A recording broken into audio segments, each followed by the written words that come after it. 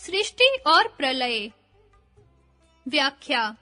11 इंद्रियां और 5 स्थूल भूत, इन 16 केवल विकृतियों का, जो तीनों गुणों के केवल विकार हैं, रज पर तम के अधिक प्रभाव से वर्तमान स्थूल रूप को छोड़कर अपने कारण, अहंकार और पांचों तन्मात्राओं में क्रम से लीन हो जाने का नाम प्रलय है, और अपने प्रकृतियों से इनका तम पर रज के अधिक प्रभाव के कारण फिर विकृति रूप में प्रकट होने का नाम सृष्टि है। सृष्टि के पीछे प्रलय, प्रलय के पीछे सृष्टि, यह क्रम प्रवाह अनादि से चला आ रहा है। जिस प्रकार ठीक रात के 12 बजे से दिन आरंभ होकर रात के 12 बजे समाप्त होता है, यद्यपि सूर्योदय से सूर्यास्त तक दिन और सूर्यास्त से सूर्योदय तक रात्रि कहने में आती है, इसी प्रकार सृष्टि उन्मुख और प्रलय उन्मुख अवस्था परिणाम निरंतर चलता रहता है।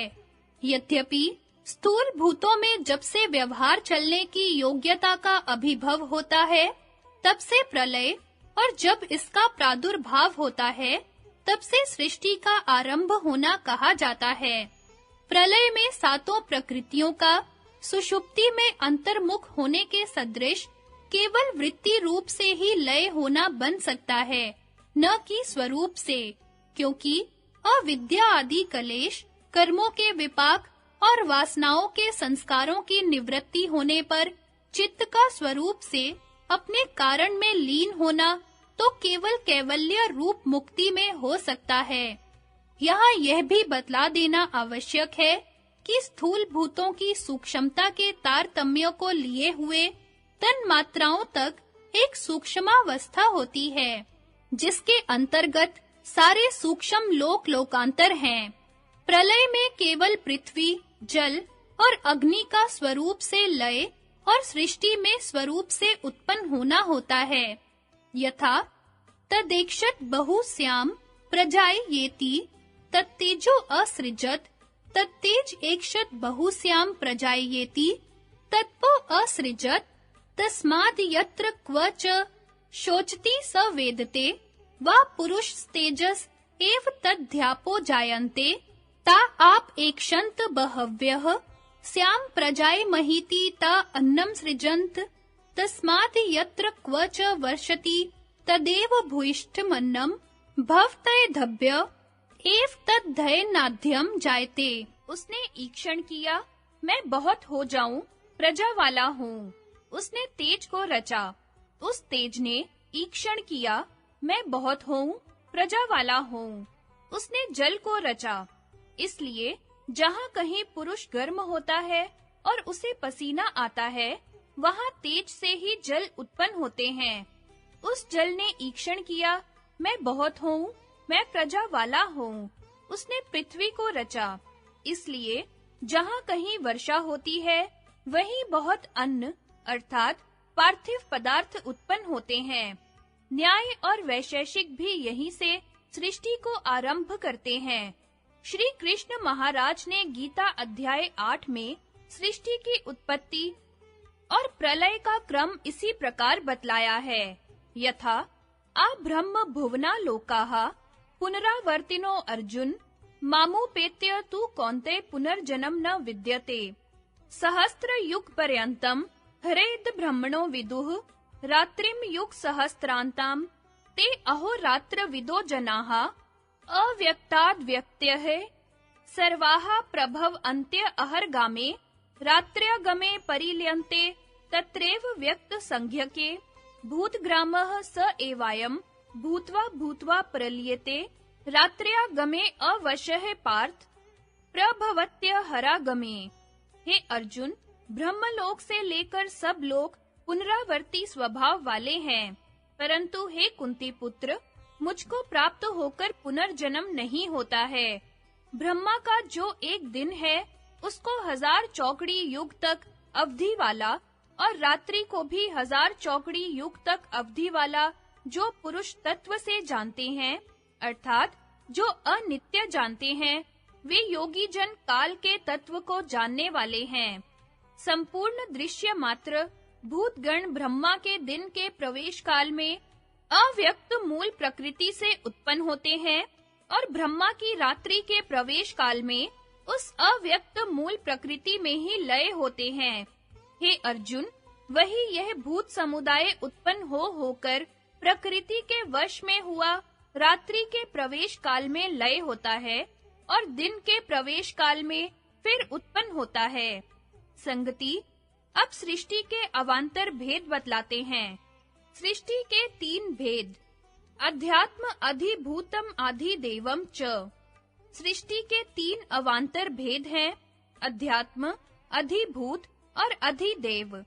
पहला, अध्यात्म, जो अपने साथ सीधे संबंध रखने वाले हैं, जैसे बुद्धि, अहंकार, मन, इंद्रियां और शरीर। दूसरा, अधिभूत, जो अन्य प्राणियों की भिन्न-भिन्न सृष्टि से संबंध रखने वाले हैं, जैसे गौ, अश्व, पशु पक्षी आदि।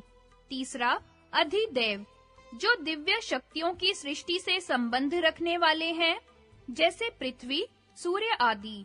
व्याख्या: अध्यात्म, अधिभूत और अधिदेव सृष्टि के संबंध से 3 ही प्रकार का सुख दुख होता है, आध्यात्मिक, आधिभौतिक और आधिदैविक।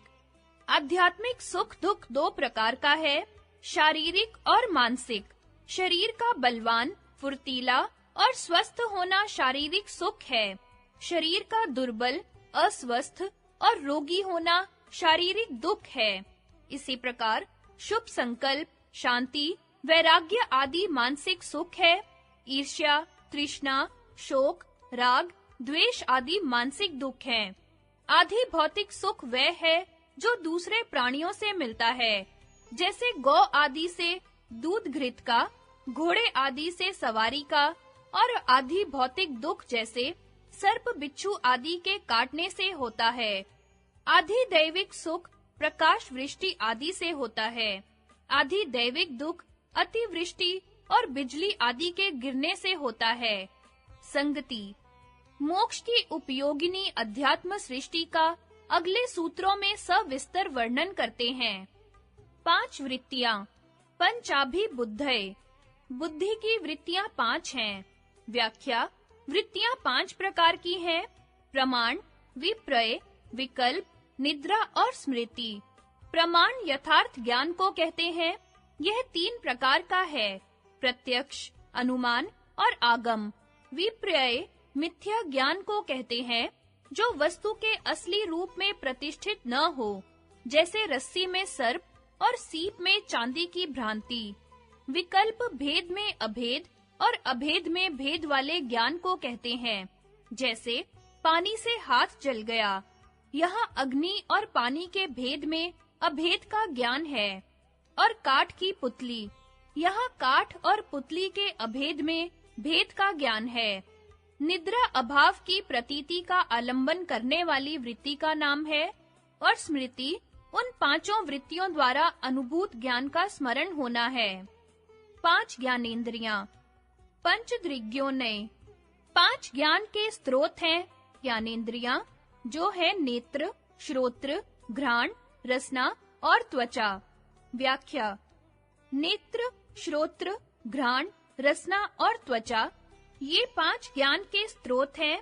ये ज्ञान के प्रवाह बुद्धि के लिए अंदर बहते रहते हैं। नेत्र रूप ज्ञान का, श्रोत्र शब्द ज्ञान का, घ्राण गंध ज्ञान का, त्वचा स्पर्श ज्ञान का प्रवाह अंदर बहाती है। 5 प्राण। पंचवायवः, 5 वायु हैं। व्याख्या: वायु 5 हैं, प्राण, अपान, समान, व्यान, उदान। इन 5 को प्राण भी कहते हैं। प्राण वायु का निवास स्थान हृदय है। यह शरीर के ऊपरी भाग में रहता हुआ ऊपर की इंद्रियों का काम संचालन करता है। अपान वायु का निवास स्थान गुदा के निकट है और शरीर के निचले भाग में संचालन करता है। निचली इंद्रियों द्वारा मल मूत्र के त्याग आदि का काम उसके आश्रित है।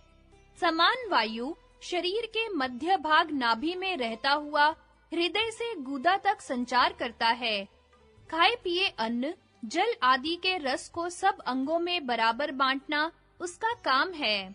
व्यान वायु सारी स्थूल, सूक्ष्म और अति सूक्ष्म नाड़ियों में घूमता हुआ शरीर के प्रत्येक भाग में रुधिर का संचार करता है।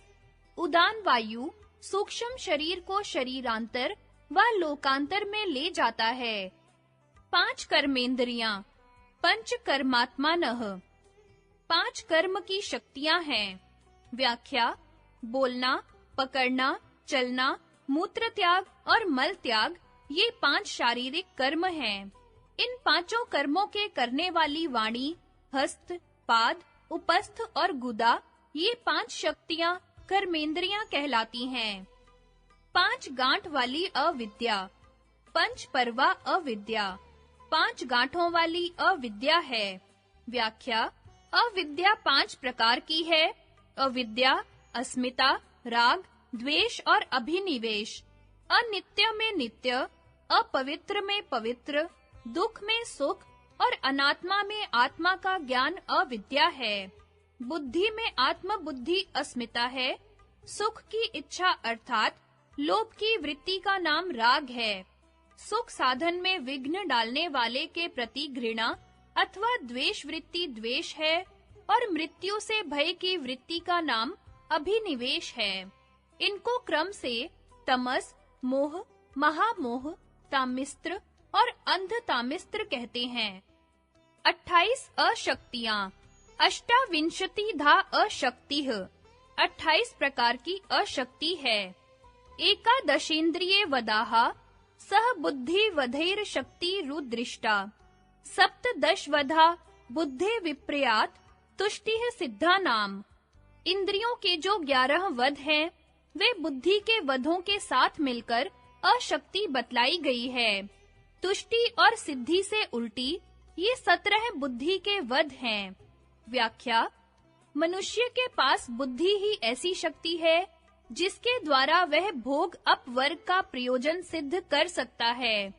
यदि उसमें पूर्ण शक्ति हो, अर्थात यदि उसकी शक्ति का किसी भी प्रकार हास न हुआ हो, जितनी भी त्रुटि होती है, वह सब बुद्धि की अशक्ति से ही होती है। बुद्धि की अशक्ति 28 प्रकार की है। 11 अशक्तियां 11 इंद्रियों के मारे जाने से होती हैं, जैसे नेत्र से अंधा होना, कान से बहरा होना, घ्राण से गंध न ज्ञात होना, रसना से रस का स्वाद न आना, त्वचा से कुष्ठ होना, वाणी से गूंगा होना, हाथों से लूला तथा पांवों से पंगु होना, उपस्थ से नपुंसक और गुदा से गुदावर्त होना, मन से उन्माद होना। ये 11 इंद्रियों की अशक्ति से बुद्धि की अशक्ति 11 प्रकार की है। बुद्धि की साक्षात अशक्ति 17 प्रकार की है। 9 तुष्टियां एवं 8 सिद्धियां जो अगले 2 सूत्रों में बतलाई जाएंगी, उनसे उल्टी 9 अतुष्टियां और 8 असिद्धियां मिलकर बुद्धि की 17 अशक्तियां हैं। ये तुष्टियां स्वयं अपने रूप से तो आत्मोन्नति में सहायक और उपादेय है, इसलिए शक्ति रूप है। केवल इनमें आसक्ति अर्थात इनमें संतुष्ट होकर आत्मोन्नति के लिए यत्न करना छोड़ देना हे कोटि में है। इस कारण इनसे उल्टी 9 अतुष्टियां 9 अशक्ति रूप हैं। 9 तुष्टियां। नवधा तुष्टिः। तुष्टियां 9 प्रकार की हैं। आध्यात्मिकाश्चित 17, प्रकृत्य उपादान काल भाग्याख्याः, बाह्य विषयो परमात् पंच नव तुष्ट्यो अभिमताः। तुष्टियां 9 मानी गई हैं। उनमें से 4 आध्यात्मिक हैं, जिनके नाम प्रकृति, उपादान, काल और भाग्य हैं, और 5 बाह्य हैं, जो विषयों में वैराग से होती हैं। व्याख्या: तुष्टि उपरति अथवा उपरामता हटे रहने को कहते हैं, अर्थात मोक्ष प्राप्ति पहले ही उसके साधनों को छोड़कर संतुष्ट हो जाने का नाम तुष्टि है। यह 2 प्रकार की होती है, बाह्य तुष्टि और आध्यात्मिक तुष्टि। बाह्य तुष्टि अंतरात्मा को समझे बिना केवल बाहर के विषयों से उपरति को कहते हैं। वह 5 प्रकार की है: शब्द तुष्टि, स्पर्श तुष्टि, रूप तुष्टि, रस तुष्टि और गंध तुष्टि। इन शब्द स्पर्श आदि पांचों विषयों से 5 प्रकार के दुख होते हैं, अर्थात पहला इनके प्राप्त करने में दुख, दूसरा रक्षा में दुख, तीसरा नाश में दुख, चौथा भोग में दुख, क्योंकि भोग के अभ्यास से कामना बढ़ती है और कामना की अपूर्ति में दुख होता है, और पांचवा दूसरों की हिंसा का दुख, क्योंकि बिना किसी की हिंसा के भोग की प्राप्ति नहीं हो सकती। उपर्युक्त तुष्टियां हे कोटि में हैं, किंतु जब साधारण रूप कर्तव्य को बिना किसी प्रकार के आलस्य और प्रमाद के इन विषयों से सर्वथा आसक्ति और लगाव को त्याग कर किया जाता है, तब इस प्रकार की तुष्टि से संतुष्ट हुआ मन निश्चल और कामना रहित होकर परम शांति को प्राप्त कर लेता है। अतः इस प्रकार ही तुष्टि शक्ति रूप है। आध्यात्मिक तुष्टियां 4 प्रकार की हैं: प्रकृति तुष्टि, उपादान तुष्टि, काल तुष्टि और भाग्य तुष्टि। ये तुष्टियां उनको होती हैं जो यह जानते हुए भी कि जड़ तत्व और चेतन तत्व सर्वथा भिन्न हैं, किसी झूठे भरोसे पर स्वरूपावस्थिति के लिए यत्न नहीं करते। इन तुष्टियों के क्रम से पार, सुपार, पारापार, अनुत्मांभ और उत्मांभ नाम हैं। पहला प्रकृति तुष्टि। यह जानकर भी आत्मा प्रकृति से अलग है, आत्मा के साक्षात्कार के लिए इस भरोसे पर धारणा, ध्यान, समाधि का अभ्यास न करना कि प्रकृति पुरुष के भोग अपवर्ग के लिए स्वयं प्रवृत्त हो रही है, इसलिए भोग के सदृश अपवर्ग भी आप ही प्राप्त हो जाएगा। यह प्रकृति के भरोसे पर प्रकृति तुष्टि है। यह भरोसा इसलिए झूठा है कि प्रकृति पुरुष की इच्छा के अधीन चल रही है। जब वह स्वयं संतुष्ट होकर मोक्ष के साधन से उपराम हो रहा है, तो प्रकृति उसके लिए क्या कर सकती है? 2. उपादान तुष्टि। इस भरोसे पर कि संन्यास ग्रहण करने से अपवर्ग स्वयं मिल जाएगा, उसके लिए उपाय न करना उपादान तुष्टि है। यह भरोसा इसलिए झूठा है कि संन्यास एक चिन्ह मात्र है, उसमें भी धारणा, ध्यान और समाधि ही आत्म साक्षात्कार का हेतु है। 3. काल तुष्टि। इस विश्वास पर कि समय पाकर स्वयं मुक्ति प्राप्त हो जाएगी, उसके लिए कोई यत्न न करना काल तुष्टि है। यह काल का भरोसा इसलिए झूठा है कि काल सब कार्यों का समान हेतु है। उन्नति के सदृश वह अवनति का भी हेतु है, इसलिए उन्नति के लिए यत्न ही अपेक्षित है। 4. भाग्य तुष्टि। इस भरोसे पर कि यदि भाग्य में होगा तो स्वयं तत्व ज्ञान प्राप्त होकर मुक्ति हो जाएगी, उसके लिए कोई यत्न न करना भाग्य तुष्टि कहलाती है। यह भरोसा इसलिए झूठा है कि भाग्य भी अपने पुरुषार्थ का ही बनाया हुआ होता है। उपर्युक्त तुष्टियां हे कोटि में हैं, किंतु जब साधन रूप कर्तव्य को बिना किसी प्रकार के आलस्य और प्रमाद के किया जाता है, तब इन तुष्टियों से धैर्य और शांति प्राप्त होती है। अतः इस प्रकार की तुष्टि शक्ति रूप है। 8 सिद्धियां। अष्टधा सिद्धि। सिद्धि 8 प्रकार की है। उह शब्दो अध्ययनम, दुख विघातास्त्रये, सुहृत प्राप्ति, दानम च सिद्ध्यो अष्टौ सिद्धे, पूर्वा अंकुश शस्त्र विधि। उह शब्द, अध्ययन, 3 दुख विघात, सुहृत प्राप्ति और दान ये सिद्धियां हैं। सिद्धि से पूर्व 3 प्रकार का अंकुश है। व्याख्या। सिद्धियां 8 है: उह शब्द, अध्ययन, सुह्य प्राप्ति, दान, आध्यात्मिक, दुखहान, आधि भौतिक दुखहान और आधि दैविक दुखहान। उह सिद्धि पूर्व जन्म के संस्कारों से स्वयं इस सृष्टि को देखभाल कर नित्य अनित्य, चित अचित के निर्णय से 24 तत्वों का यथार्थ ज्ञान होना। शब्द सिद्धि विवेकी गुरु के उपदेश से ज्ञान होना।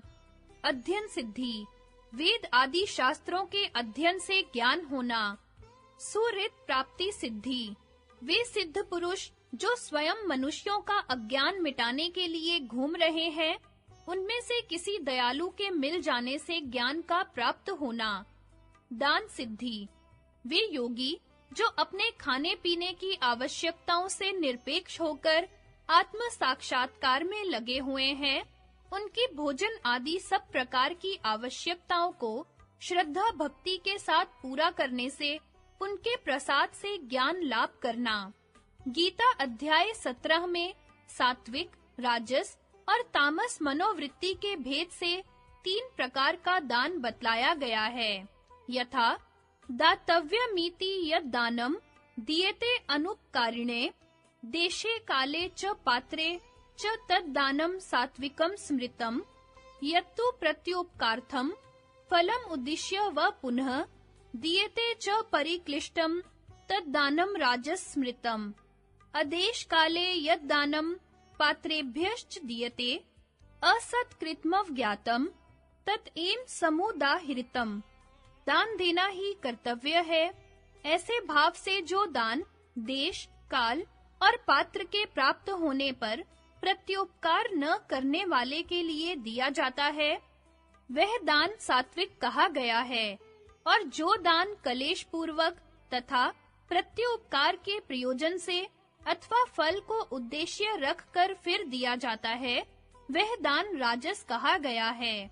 और जो दान बिना सत्कार किए अथवा तिरस्कार पूर्वक अयोग्य देश, काल में कुपात्रों के लिए दिया जाता है, वह दान तामस कहा गया है।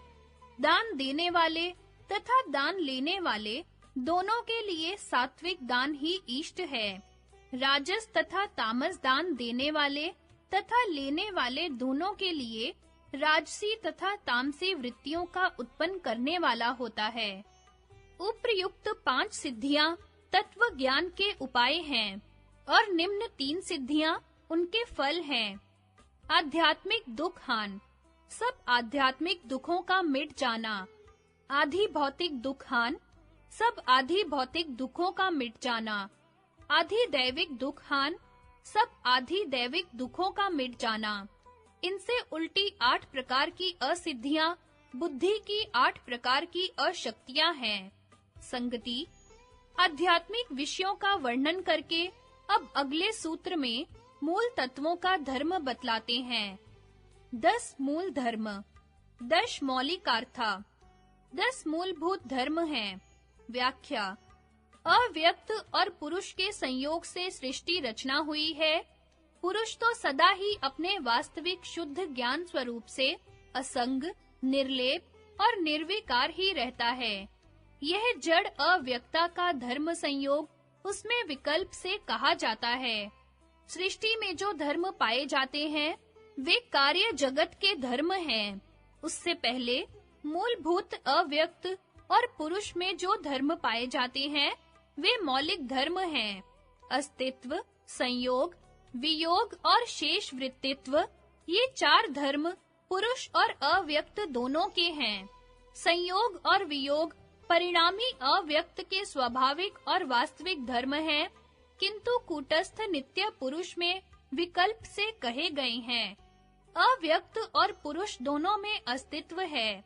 दोनों परस्पर संयुक्त होते हैं, जिससे सृष्टि रचना होती है। दोनों वियुक्त होते हैं जब मोक्ष होता है। दोनों विद्यमान रहते हैं जब प्रलय होती है। चक्र भूमिवत शरीर की जो स्थिति है, उसको शेष वृत्ति मानकर केवल पुरुष का धर्म बतलाया है। एकत्व, अर्थवत्व और परार्थे, ये तीनों धर्म अव्यक्त में हैं। अव्यक्त एक है, प्रयोजन वाला है। पुरुष का भोग और अपवर्ग देना इसका प्रयोजन है और परार्थ है, क्योंकि पुरुष के लिए काम करता है, अपने लिए नहीं। एकत्व, यह धर्म पुरुष अर्थात शुद्ध चेतन तत्व का तथा समष्टि अंतःकरण की अपेक्षा से उसके शबल स्वरूप ईश्वर का भी है। अन्यता और बहुत्व, जड़ वर्ग से भिन्न होने से अन्यत्व धर्म पुरुष का है।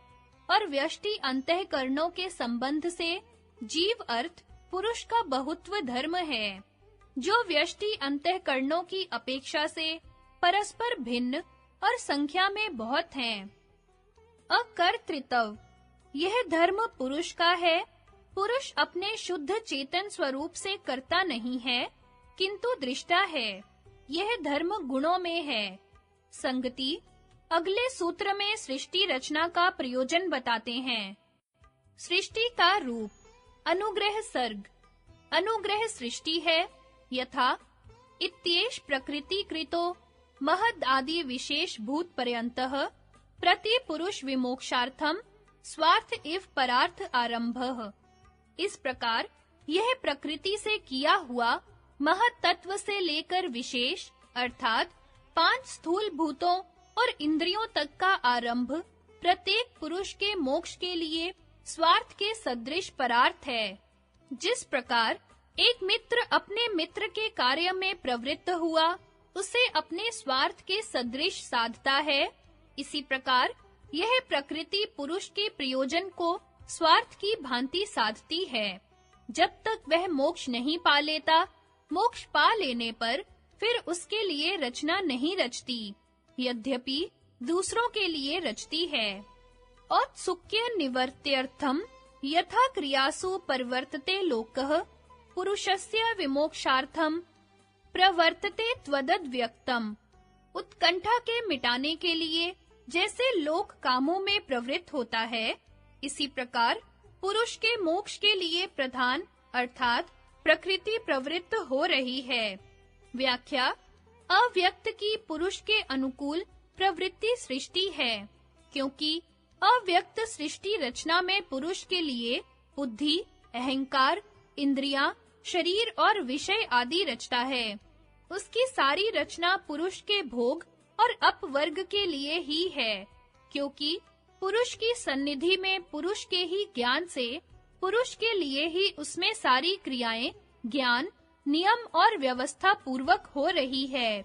संगति, अगले सूत्र में प्राणियों की सृष्टि बतलाते हैं। 14 प्रकार की प्राणी सृष्टि। चतुर्दश विधो भूत सर्गः। 14 प्रकार की प्राणियों की सृष्टि है। अष्टविकल्पो देवस तिर्यग योनिश्च पंचधा भवति मानुष्यश्च एकविधः समासतो भौतिकः सर्गः। उधर्वम सत्व विशाल स्तमो विशालश्च मूलतः सर्गः।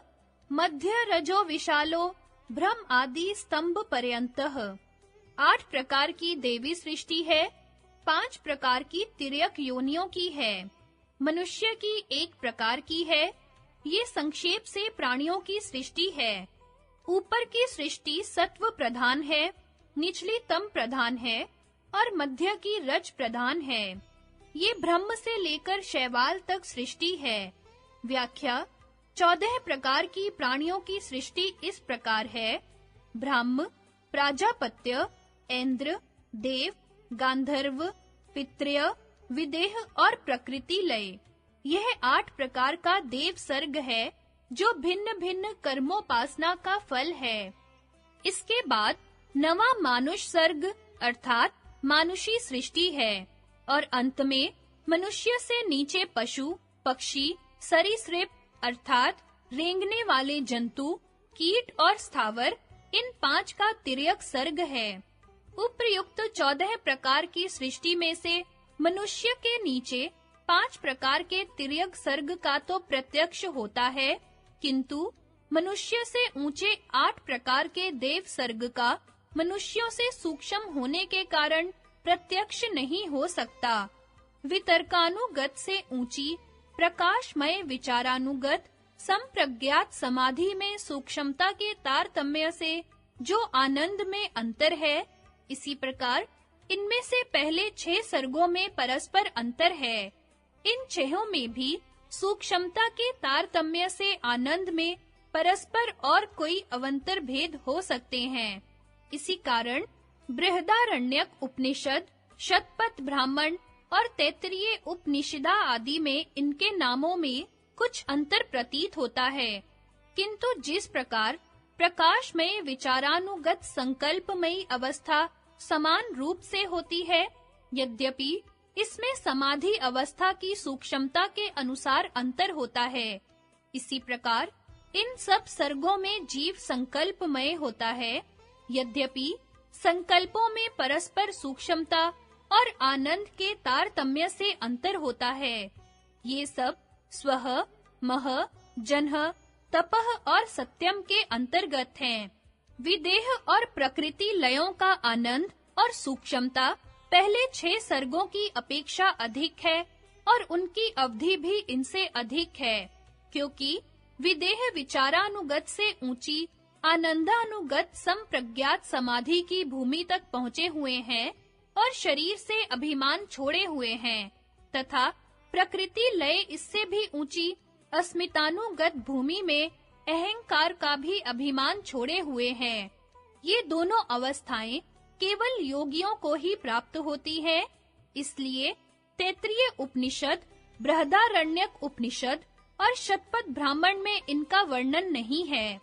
श्री व्यास जी महाराज विभूतिपाद सूत्र 26 के भाष्य में इनके संबंध में लिखते हैं, विदेह और प्रकृति लय नामक योगी कैवल्य के तुल्य स्थिति में हैं, इसलिए वे किसी लोक में निवास करने वालों के साथ नहीं उपन्यास किए गए।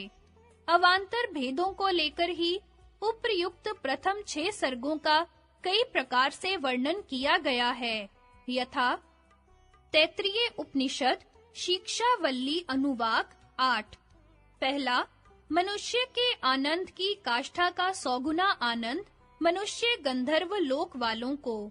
दूसरा, मनुष्य गंधर्व का 100 गुना आनंद देव गंधर्व लोक वालों को। तीसरा, देव गंधर्व का 100 गुना आनंद पितृलोक वालों को।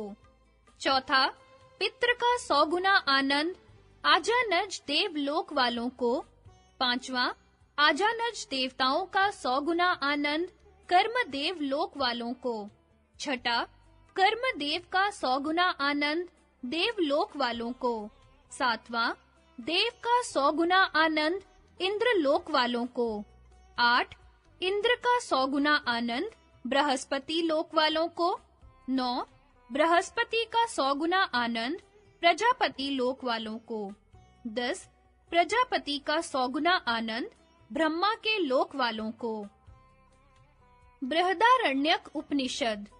पहला, मनुष्य के आनंद की पराकाष्ठा का 100 गुना आनंद पितृलोक वालों को। दूसरा, पितृ का 100 गुना आनंद गंधर्व लोक वालों को। तीसरा, गंधर्व का 100 गुना आनंद आजानज देव लोक वालों को। चौथा, आजानज देव का 100 गुना आनंद प्रजापति लोक वालों को। और पांचवा, प्रजापति लोक वालों का 100 गुना आनंद ब्रह्मा के लोक वालों को। शतपथ। पहला, मनुष्य का 100 गुना आनंद पितृलोक वालों को। दूसरा, पितृ का 100 गुना आनंद कर्मदेव लोक वालों को। तीसरा, कर्मदेव का 100 गुना आनंद आजानज देव लोक वालों को। चौथा, आजानज देव का 100 गुना आनंद देवलोक वालों को। पांचवा, देव का 100 गुना आनंद गंधर्व लोक वालों को। छठा, गंधर्व का 100 गुना आनंद प्रजापति लोक वालों को। सातवां, प्रजापति का 100 गुना आनंद ब्रह्मा के लोक वालों को। उन्हीं सूक्ष्म लोकों को ही चंद्रलोक, सोमलोक और स्वः, मह, जन्ह, तपः और सत्यम कहते हैं। जिस प्रकार व्युत्थान की अपेक्षा संप्रज्ञात समाधि योग है, किंतु असंप्रज्ञात समाधि की अपेक्षा संप्रज्ञात समाधि व्युत्थान है, इसी प्रकार मनुष्य के मृत्यु लोक की अपेक्षा यह सब अमर लोक और मनुष्य के बंधन की अपेक्षा से यह पुनरावृत्ति मुक्ति की अवस्थाएं हैं, किंतु अपुनरावृत्ति मुक्ति की अपेक्षा से यह सब बंधन है। यथा आब्रह्म भुवना लोकाः पुनरावर्तिनो अर्जुन मामुपेत्य तु कौन्तेय पुनर्जन्म न विद्यते। ब्रह्मलोक से लेकर सब लोक पुनरावर्ती स्वभाव वाले हैं, किंतु हे अर्जुन, मुझको प्राप्त होकर पुनर्जन्म नहीं होता। इस पुनर्जन्म न होने वाली मुक्ति के भी दो भेद हो सकते हैं। पहला, वे योगी जो असंप्रज्ञात समाधि द्वारा चित्त के सर्व संस्कार और अविद्या आदि कलेश नाश कर चुके हैं, किंतु उनके चित्त में केवल संसार के प्राणियों के कल्याण का संकल्प शेष रह गया है। इसलिए यह संकल्प ईश्वर के प्राणियों के कल्याण के नित्य संकल्प के तदाकार होने के कारण इनके चित्त ईश्वर के विशुद्ध सत्वमय चित्त में लीन होकर पुनः न आने वाली मुक्ति का लाभ करते हैं और समय-समय पर उसके नियमानुसार प्राणी मात्र के कल्याण के लिए संसार में अवतरण करते हैं, अर्थात अवतार लेते हैं। यथा यदा यदा हि धर्मस्य ग्लानिर्भवति भारत अभ्युत्थानम धर्मस्य तदात्मानं सृजाम्यहम् परित्राणाय साधूनां विनाशाय च दुष्कृतां धर्म संस्थापनार्थाय संभवामि युगे युगे। हे भारत, जब धर्म की हानि और अधर्म की वृद्धि होती है, तब मैं अपने आप को प्रकट करता हूँ, सज्जनों की रक्षा करने के लिए और दूषित कर्म करने वालों का नाश करने के लिए तथा धर्म स्थापन करने के लिए युग-युग में प्रकट होता हूँ। दूसरा, जो योगी असंप्रज्ञात समाधि द्वारा सारे संस्कार और अविद्या आदि कलेश नाश कर चुके हैं तथा उपर्युक्त संकल्प शेष भी निवृत्त कर चुके हैं, उनके चित्त बनाने वाले गुण अपने कारण में लीन हो जाते हैं और आत्मा अपने शुद्ध कैवल्य स्वरूप में अवस्थित हो जाता है। पहली अवस्था वाले योगी इस संकल्प को हटाकर चित्त के बनाने वाले गुणों को अपने कारण में लीन करने का हर समय अधिकार रखते हैं तथा कहीं-कहीं कलाओं की न्यूनाधिकता दिखलाकर अवतारों के कई अवान्तर भेद बतलाए हैं। इसी प्रकार कहीं-कहीं इन चित्तों को सिद्ध चित्त तथा निर्माण चित्त के नाम से वर्णन किया गया है। संगति अगले सूत्र में उनका बंध और मोक्ष बतलाते हैं। बंध और मोक्ष के तीन प्रकार। त्रिविधो बंध, त्रिविधो मोक्षः। तीन प्रकार का बंध वैकृतिक, दाक्षिणिक और प्राकृतिक होता है। तीन प्रकार का मोक्ष वैकृतिक, दाक्षिणिक और प्राकृतिक होता है। व्याख्या। बंध तीन प्रकार का है, वैकृतिक व विकारिक, दाक्षिणिक और प्राकृतिक। जो योगी वितर्कानुगत वाली प्रथम भूमि में आत्म साक्षात्कार से शून्य केवल भूत, इंद्रिय, मन आदि 16 विकारों में ही आसक्त हो रहे हैं, अथवा राजसी प्रवृत्ति वाले मनुष्य जिनके कर्म सत्वगुण, तमोगुण दोनों से मिश्रित हैं, वे इन वैकृतिक वासनाओं के अधीन उसी भूमि में मनुष्य लोक में जन्म लेते हैं। इनका यह बंध वैकृतिक या वैकारिक कहलाता है। जो विचारानुगत वाली दूसरी भूमि में आत्म साक्षात्कार शून्य होकर केवल सूक्ष्म विषयों में ही आसक्त हो रहे हैं तथा जो आत्म साक्षात्कार से शून्य रहकर फल कामना के अधीन होकर केवल सकाम इष्ट पूर्ति आदि परोपकार और अहिंसात्मक सात्विक कर्मों में लगे हुए हैं, वे इन सात्विक वासनाओं के अधीन होकर दक्षिण मार्ग से चंद्रलोक अर्थात सात्विकता के तारतम्यानुसार सूत्र 18 में बतलाई हुई 6 देव सर्गों में सात्विक वासनाओं का फल भोगकर आत्म साक्षात्कार के लिए अपनी पिछली भूमि की योग्यता को लिए हुए मनुष्य लोक में फिर जन्म लेते हैं। इनका यह बंध दाक्षिणिक कहलाता है।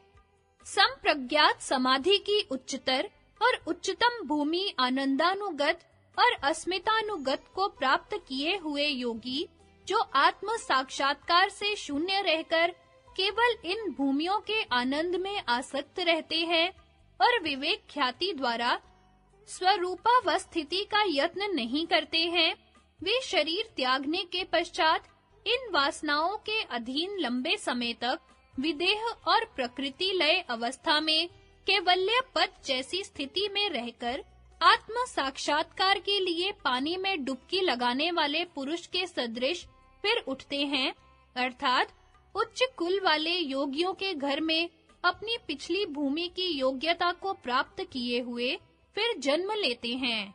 इनका यह बंध प्राकृतिक बंध है, अर्थात आत्म साक्षात्कार से शून्य रहकर वितर्कानुगत भूमि में आसक्त हुए योगियों का बंध वैकृतिक, विचारानुगत में आसक्त हुए योगियों का बंध दाक्षिणिक और आनंदानुगत तथा अस्मितानुगत भूमियों में आसक्त हुए योगियों का बंध प्राकृतिक कहलाता है।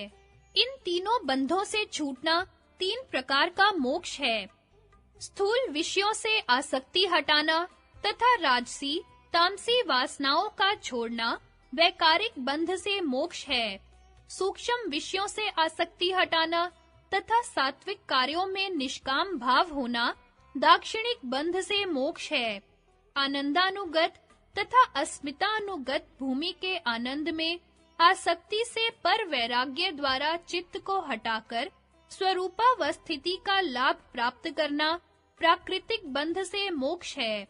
ऊपर 3 प्रकार का बंध और मोक्ष दिखलाकर यह बतला देना आवश्यक हो जाता है कि बंध और मोक्ष किसको होता है, उसका क्या स्वरूप है और किस कारण से होता है, तथा नास्तिकों की इस शंका का समाधान कर देना उचित प्रतीत होता है कि यदि संसार की उत्पत्ति करने वाला कोई ईश्वर माना जाता है, तो जीवों के बंध और दुखों का उत्तरदायित्व भी उसी पर आ जाता है। 2 अनादि तत्व। सांख्य और योग में चेतन और जड़ 2 अनादि तत्व माने गए हैं। पुरुष अर्थात चेतन तत्व ज्ञान स्वरूप, निष्क्रिय, असंग, निर्लेप और कूटस्थ नित्य है, और जड़ तत्व त्रिगुणात्मक, सक्रिय और परिणामी नित्य है। सत्व प्रकाश हल्का, सुख, ज्ञान, वैराग्य, ऐश्वर्य और धर्म स्वभाव वाला है। तमस भारी अंधकार, मोह, अज्ञान, अवैराग्य और अधर्म स्वभाव वाला है। रजस क्रिया गति, चंचलता और दुख स्वभाव वाला है। इन तीनों गुणों के स्वरूप अर्थात साम्य परिणाम की अवस्था का नाम मूल प्रकृति है, जो केवल अनुमान और आगम गम्य है। चेतन तत्व पुरुष की सन्निधि से इस जड़ तत्व में एक प्रकार का विरूप अर्थात विषम परिणाम हो रहा है। अवरोहण क्रम। पहला महत तत्व। पहला विषम परिणाम महत तत्व है, जो सत्व में रजस क्रिया मात्र और तमस उसी क्रिया को रोकने मात्र है। यह महत तत्व सत्व की विशुद्धता से समष्टि रूप में विशुद्ध सत्वमय चित्त कहलाता है, जिसमें समष्टि अहंकार बीज रूप से रहता है, जो ईश्वर का चित्त है और सत्व की विशुद्धता को छोड़े हुए अपने व्यष्टि रूप में सत्व चित्त कहलाता है, जो अनंत है। इन अनंत सत्व चित्तों में व्यष्टि अहंकार बीज रूप से रहते हैं, ये जीवों के चित्त कहलाते हैं। चेतन तत्व में अपने ज्ञान के प्रकाश डालने की और महत तत्व में इस ज्ञान के प्रकाश को लेने की अनादि योग्यता चली आ रही है। उदाहरण थोड़े ही अंशों में घटा करता है, किंतु चेतन तत्व और महत तत्व जैसी कोई भी वस्तु भौतिक संसार में उदाहरण देने के लिए नहीं मिल सकती।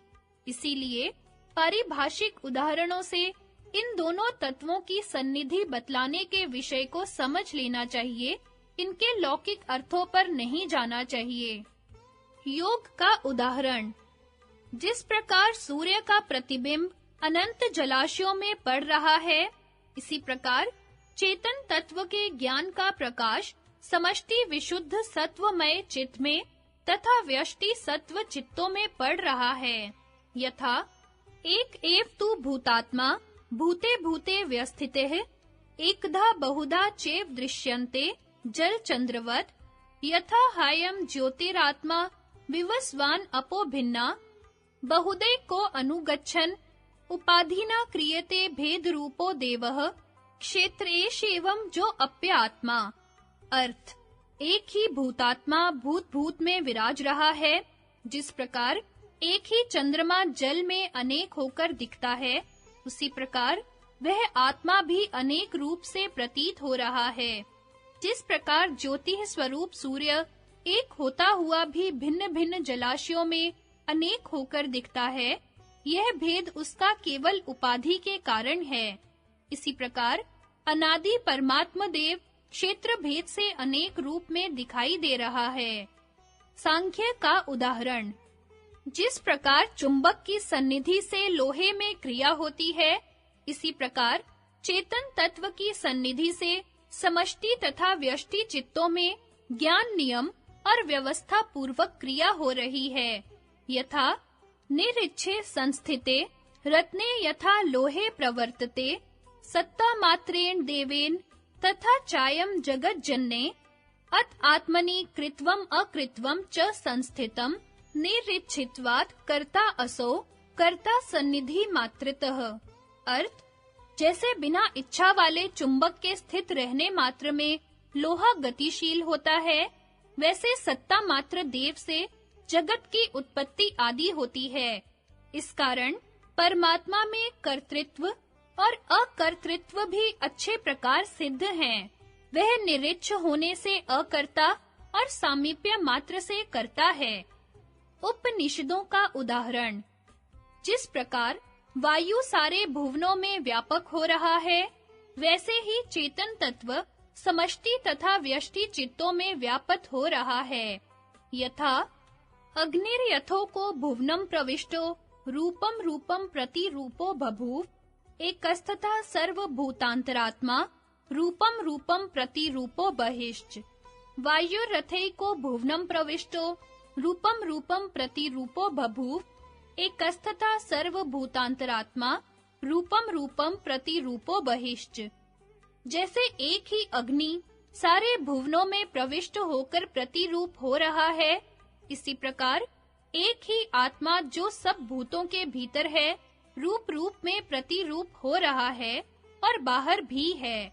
जैसे एक ही वायु सारे भुवनों में प्रविष्ट होकर रूप रूप में प्रतिरूप हो रहा है, इसी प्रकार एक ही आत्मा जो सब भूतों के अंदर है, रूप रूप में प्रतिरूप हो रहा है और बाहर भी है। महत तत्व के ज्ञान स्वरूप चेतन तत्व से प्रकाशित होने को गीता में अति सुंदर शब्दों में वर्णन किया गया है।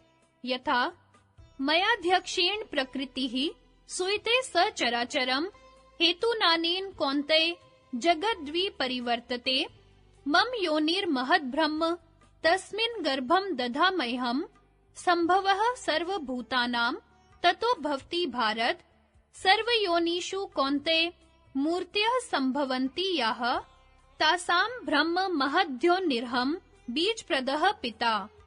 हे अर्जुन, मेरा आश्रय करके प्रकृति चराचर सहित सब जगत को रचती है। इसी कारण सारा जगत परिवर्तित हो रहा है। हे अर्जुन, मेरी योनि महत् तत्व है, उसी में मैं गर्भ रखता हूँ और उसी से सब भूतों की उत्पत्ति होती है। हे अर्जुन, सब योनियों में जो शरीर उत्पन्न होते हैं, उन सब की योनि महत् तत्व है और उनमें बीज को डालने वाला मैं पिता हूँ। पुरुष से प्रतिबिंबित समष्टि चित्त, समष्टि अस्मिता और व्यष्टि चित्त, व्यष्टि अस्मिता कहलाते हैं।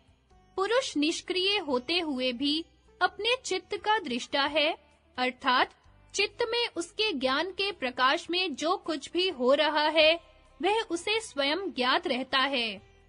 व्यष्टि चित्तों के संबंध से चेतन तत्व का नाम जीव है, जो संख्या में अनंत है और अल्पज्ञ है। समष्टि चित्त के संबंध से चेतन तत्व का नाम ईश्वर, अपर ब्रह्म, सगुण ब्रह्म और शबल ब्रह्म है, जो एक सर्वव्यापक, सर्वशक्तिमान और सर्वज्ञ है। अपने शुद्ध स्वरूप से चेतन तत्व का नाम परमात्मा, निर्गुण ब्रह्म, पर ब्रह्म और शुद्ध ब्रह्म है। पुरुष शब्द का प्रयोग जीव, ईश्वर और परमात्मा तीनों अर्थों में होता है। किस प्रकरण में पुरुष शब्द का प्रयोग किया गया है, इसका ठीक-ठीक विवेक न रहने के कारण बहुधा विद्वान सांख्य और योग के वास्तविक सिद्धांत को समझने में धोखा खाते हैं। दूसरा, महत तत्व का विषम परिणाम अहंकार।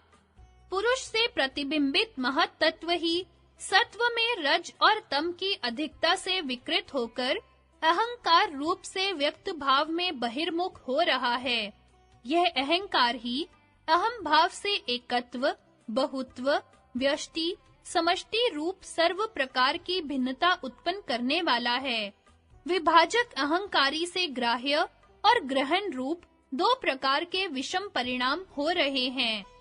तीसरा, अहंकार का विषम परिणाम ग्राह्य रूप पंच तन्मात्राएं। विभाजक अहंकार ही सत्व में रज और तम की अधिकता से विकृत होकर परस्पर भेद वाली ग्राह्य रूप शब्द, स्पर्श, रूप, रस, गंध तन्मात्राओं के रूप में व्यक्त भाव से बहिर्मुख हो रहा है। 4. अहंकार का विषम परिणाम ग्रहण रूप एकादश इंद्रियां।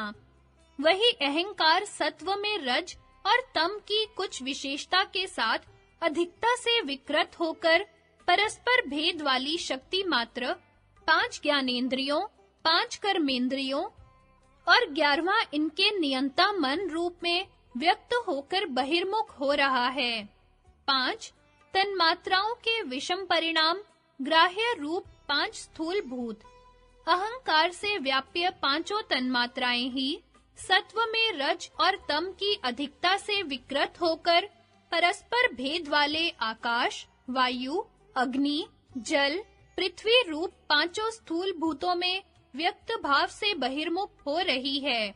इस प्रकार बहिर्मुखता में महत तत्व की अपेक्षा अहंकार में, अहंकार की अपेक्षा पांचों तन्मात्राओं और 11 इंद्रियों में और तन्मात्राओं की अपेक्षा पांचों स्थूल भूतों में क्रमशः रज और तम की मात्रा बढ़ती जाती है और सत्व की मात्रा कम होती जाती है।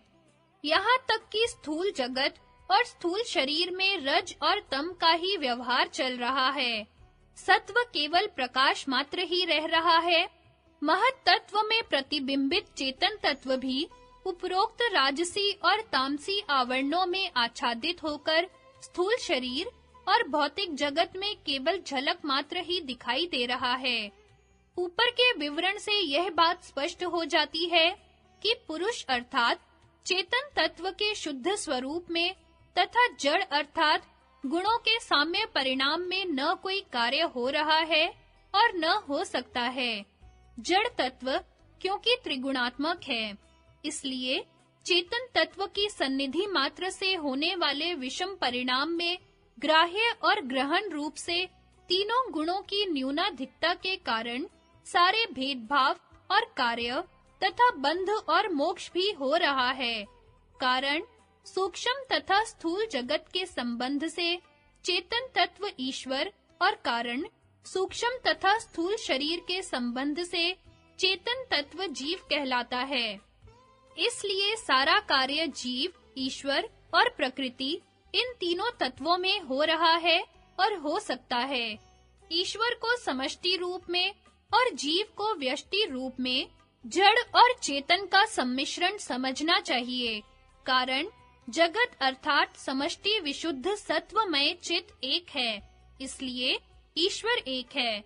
चूंकि इसमें जीवों के प्रति कल्याण करने का संकल्प, वेदों का ज्ञान, सर्वव्यापकता, सर्वशक्तिमत्ता इत्यादि सारी शक्तियां निर्तिशयता को प्राप्त किए हुए हैं, इसलिए ईश्वर इन लक्षणों से युक्त है। सत्व चित्त अर्थात कारण शरीर संख्या में अनंत है, इसलिए जीव संख्या में अनंत है। ये विशुद्ध सत्वमय चित्त की अपेक्षा परिच्छिन्न, अल्पज्ञ और अल्प शक्ति वाले हैं, इसलिए जीव भी इन लक्षणों से युक्त हैं। ये सत्व चित्त चूंकि सत्व की विशुद्धता को छोड़े हुए हैं, इसलिए इनमें लेश मात्र तम है, जिसमें अविद्या वर्तमान है। अविद्या से आत्मा और चित्त में अभिन्नता की प्रतीति कराने वाला अस्मिता कलेश उत्पन्न हो रहा है। दृग्दर्शन शक्त्योर एकात्माते वास्मिता।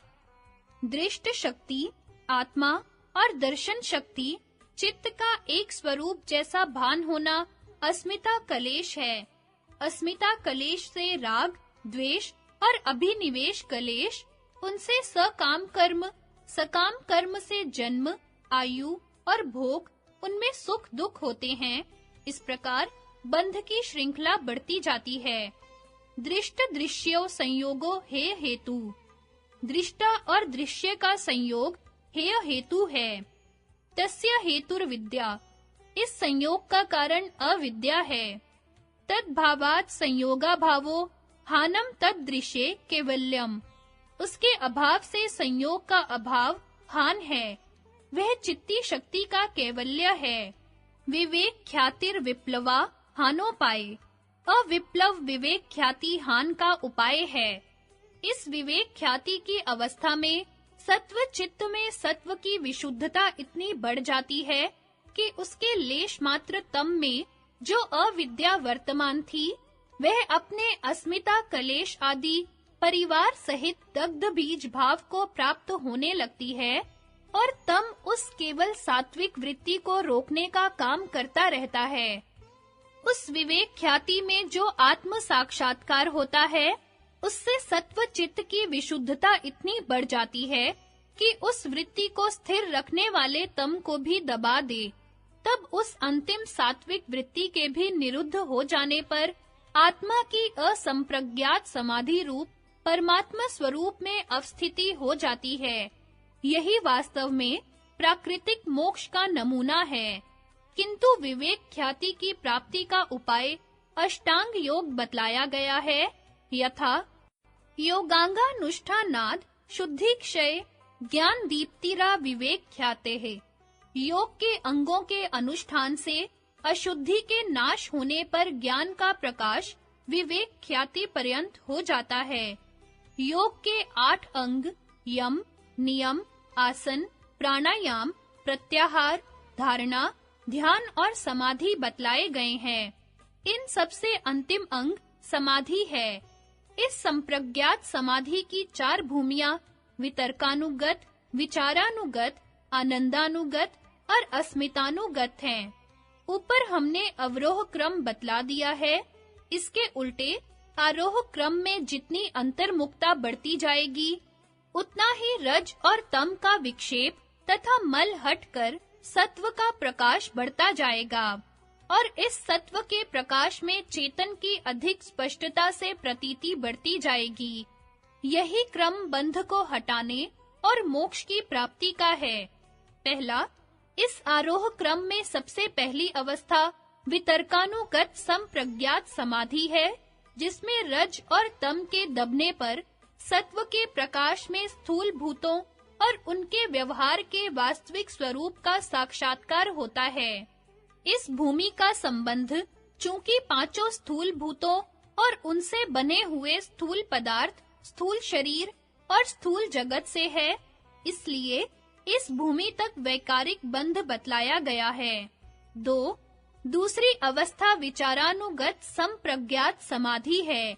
इसमें रज और तम के अधिक दबने पर सत्व के अधिक प्रकाश में पांचों स्थूल भूतों के कारण पांचों सूक्ष्म भूतों का उनकी सूक्ष्मता के तारतम्य से पांचों तन्मात्राओं तक साक्षात्कार होता है और उसका संबंध पांचों सूक्ष्म भूत, सूक्ष्म शरीर और सूक्ष्म जगत से है और इनसे आसक्त योगी इस पुनरावर्तनी मुक्ति को प्राप्त होता है। इसलिए इस वैकारिक बंध अर्थात जन्म, मृत्यु, जरा और रोग से तो मोक्ष हो जाता है, किंतु इसमें दाक्षिणिक बंध अर्थात सूक्ष्म शरीर और उससे संबंध रखने वाले राग, द्वेष आदि मानसिक विकार बने रहते हैं। इसलिए इसे दाक्षिणिक बंध बतलाया गया है। न विशेष गतिर निष्क्रियस्य, विशेष गति का प्राप्त हो जाना वास्तविक मुक्ति नहीं है, क्योंकि आत्मा अपने शुद्ध स्वरूप से निष्क्रिय है। संयोगाश्च वियोगांता इति ना देशा दिलभो अपि, संयोग वियोगांत है, इसलिए किसी देश विशेष का लाभ भी वास्तविक मुक्ति नहीं है। 3. तीसरी अवस्था आनंदानुगत संप्रज्ञात समाधि है, जिसमें तन्मात्राओं के रज और तम दब जाने पर सत्व के प्रकाश बढ़ने पर उनके कारण अहंकार का अहम अस्मि वृत्ति से साक्षात्कार होता है। इस सत्व के आनंद और प्रकाश में चेतन तत्व की इतनी स्पष्टता से प्रतीति होती है कि कुछ योगी इसी अवस्था को आत्मस्थिति समझकर इसी में आसक्त हो जाते हैं और शरीर त्यागने पर इस अवस्था में दिव्य लोकों से परे होकर उनके काल की अवधि से अधिक समय तक कैवल्य जैसे आनंद को भोगते रहते हैं। ये विदेह कहलाते हैं। 4. चौथी अवस्था अस्मितानुगत संप्रज्ञात समाधि की है। इसमें अहंकार के रज और तम के दब जाने पर सत्व के प्रकाश में उसके कारण चित्त का साक्षात्कार अस्मि वृत्ति से होता है। इस सत्व के प्रकाश में चित्त में प्रतिबिंबित चैतन्य की इतनी स्पष्टता से प्रतीति होती है कि कई योगी इसी अवस्था को आत्मस्थिति समझकर इसी में आसक्त हो जाते हैं और शरीर त्यागने पर इस अवस्था में दिव्य लोकों से भी अधिक अवधि तक कैवल्य जैसे आनंद को भोगते रहते हैं। ये प्रकृति लय कहलाते हैं। उपर्युक्त दोनों अवस्थाओं में दाक्षिणिक बंध अर्थात सूक्ष्म शरीर और सूक्ष्म जगत के बंध से तो मोक्ष हो जाता है, किंतु इसमें भी प्राकृतिक बंध बना रहता है। विदेहों को अहंकार का और प्रकृति लयों को अस्मिता का। यथा नान्द अभिव्यक्तिर मुक्तिर्नि धर्मत्वात्। आनंद का प्रकट हो जाना मुक्ति नहीं है, धर्म नहीं है। न कारणल्यात् कृतकृत्यता मगन वधु उत्थानात्। कारण में लय होने से पुरुष को कृतकृत्यता नहीं हो सकती, क्योंकि इसमें डुबकी लगाने वाले के समान आत्मस्थिति प्राप्त करने के लिए उठना होता है। असंप्रज्ञात समाधि और कैवल्य की अवस्था में केवल इतना भेद है कि असंप्रज्ञात समाधि में सब वृत्तियों का निरोध होता है। चित्त में निरोध के संस्कार से अन्य सब व्युत्थान के संस्कार दबे रहते हैं और वह आत्माकार होता है और आत्मा की शुद्ध परमात्मा स्वरूप में अवस्थिति होती है। किंतु कैवल्य में चित्त के बनाने वाले गुण अपने कारण में लीन हो जाते हैं। यथा पुरुषार्थ शून्य नाम गुणानाम प्रति प्रसवः कैवल्यम स्वरूप प्रतिष्ठा वा चिति शक्ति रीति। पुरुषार्थ से शून्य हुए चित्त के बनाने वाले गुणों का अपने कारण में लीन हो जाना कैवल्य है, अथवा चिति शक्ति का अपने स्वरूप में अवस्थित हो जाना कैवल्य है। 3 प्रमाण त्रिविधम प्रमाणम। प्रमाण 3 प्रकार का है। व्याख्या प्रत्यक्ष प्रमाण जो किसी इंद्रिय से जाना जाए, अनुमान जो किसी चिन्ह से समझा जाए और आप्त वचन किसी आप्त का उपदेश। आप्त उसे कहते हैं जिसने पदार्थ को साक्षात किया हो और सत्य वक्ता हो। संगति तत्व ज्ञान का फल कहते हुए अगले सूत्र में ग्रंथ को समाप्त करते हैं। एतत् सम्यक् ज्ञात्वा कृतकृत्यः स्यात् न पुनस्त्रिविधेन दुखेन अभिभूयते। यह ठीक-ठीक जानकर पुरुष कृतकृत्य हो जाता है और फिर 3 प्रकार के दुखों से नहीं दबाया जाता। सम्यक ज्ञान आदिगमात् धर्माधीनाम कारणो प्राप्तो तिष्ठति संस्कार वशाचक्र भ्रमिवद धृत शरीरः प्राप्ते शरीर भेदे चरितार्थत्वात् प्रधान विनिवृत्तो एकांतिकम अत्यंतिकम उभयम कैवल्यम अपनोति। यथार्थ ज्ञान की प्राप्ति से जबकि धर्म आदि अकारण बन गए, तो पुरुष संस्कार के वश से चक्र के घूमने के सदृश शरीर को धारण किए हुए ठहरा रहता है। अर्थात जिस प्रकार कुम्हार के चक्र को चलाना बंद करने पर भी कुछ देर तक चाक पहले के वेग से चलता रहता है, इसी प्रकार यथार्थ ज्ञान की प्राप्ति पर भी पहले संस्कारों के अधीन कुछ समय तक शरीर चलता रहता है। यह अवस्था जीवन मुक्ति कहलाती है। शरीर के छूट जाने पर और चरितार्थ होने से प्रधान की निवृत्ति होने पर एकांतिक और आत्यांतिक कैवल्य को प्राप्त होता है, अर्थात परमात्मा स्वरूप में पूर्णतया अवस्थित हो जाता है। पंचविंशति तत्वज्ञो यत्र तत्राश्रमे वसेत जटी मुंडी शिखी वापी मुच्यते नात्र संशय। जिसको 25 तत्वों का ज्ञान हो गया है, वह चाहे किसी आश्रम में स्थित हो, चाहे गृहस्थ में ही हो, चाहे सन्यास में, वह अवश्य मुक्त हो जाता है, इसमें कोई भी संशय नहीं है। दर्शनों के 4 प्रतिपाद्य विषयों पर सांख्य के मुख्य सिद्धांत। हे, त्याज्य जो दुख है, वह 3 प्रकार की चोट पहुंचाता रहता है। पहला, आध्यात्मिक अर्थात अपने अंदर से शारीरिक चोट, जैसे ज्वर आदि, या मानसिक चोट, जैसे राग द्वेष आदि की वेदना। दूसरा, आधि भौतिक अर्थात किसी अन्य प्राणी द्वारा पीड़ा पहुंचाना। और 3, आधि दैविक अर्थात किसी दिव्य शक्ति, जैसे बिजली आदि से पीड़ा पहुंचाना। इनके दूर करने के साधन यद्यपि वर्तमान है और श्रौत कर्मों से इनका प्रतिकार हो जाता है, किंतु इनका नितांत अभाव नहीं होता, क्योंकि इनका बीज बना ही रहता है। हे हेतु, इस दुख की जड़ अज्ञान, अविद्या, अविवेक है। जितना अज्ञान दूर होता जाता है, उतना ही दुख का अभाव होता जाता है। इसलिए हान, दुख का नितांत अभाव अज्ञान अर्थात अविद्या का सर्वथा नाश हो जाना है। उपनिषदों का भी यही सिद्धांत है। यथा अविद्याया अपाये एव ही पर प्राप्ति न अर्थांतरम, अर्थात अविद्या की निवृत्ति ही परमात्मा की प्राप्ति है, इससे भिन्न कोई अन्य वस्तु नहीं। हानोपाय, सारे तत्वों का विवेक पूर्ण यथार्थ ज्ञान है। जिस तत्व का यथार्थ ज्ञान होता जाएगा, उस तत्व के दुख की निवृत्ति होती जाएगी। सारे तत्वों का विवेक पूर्ण ज्ञान होने से सारे दुखों की निवृत्ति हो जाती है। मुख्य तत्व 2 हैं, जड़ और चेतन। जड़ तत्व के 24 मुख्य विभाग हो सकते हैं और चेतन तत्व पुरुष जड़ तत्व के संबंध से जीव तथा ईश्वर और अपने शुद्ध स्वरूप से परमात्म तत्व कहलाता है। परमात्म तत्व अंतिम ध्येय अथवा हान है। सारे तत्वों के विवेक पूर्ण यथार्थ ज्ञान के पश्चात वहीं पहुंचना है। इसलिए सांख्य ने उसकी परीक्षा करने की आवश्यकता नहीं समझी। अन्य 25 तत्वों को इस प्रकार बतलाया है। अष्टो प्रकृते षोडश विकाराः पुरुषः, 8 प्रकृतियां, 16 विकार और पुरुष। ये इस प्रकार हैं: मूल प्रकृतिर विकृतिर महदाद्याः, प्रकृति विकृतये सप्त, षोडश कस्तु विकारो न प्रकृतिर न विकृतिः पुरुषः।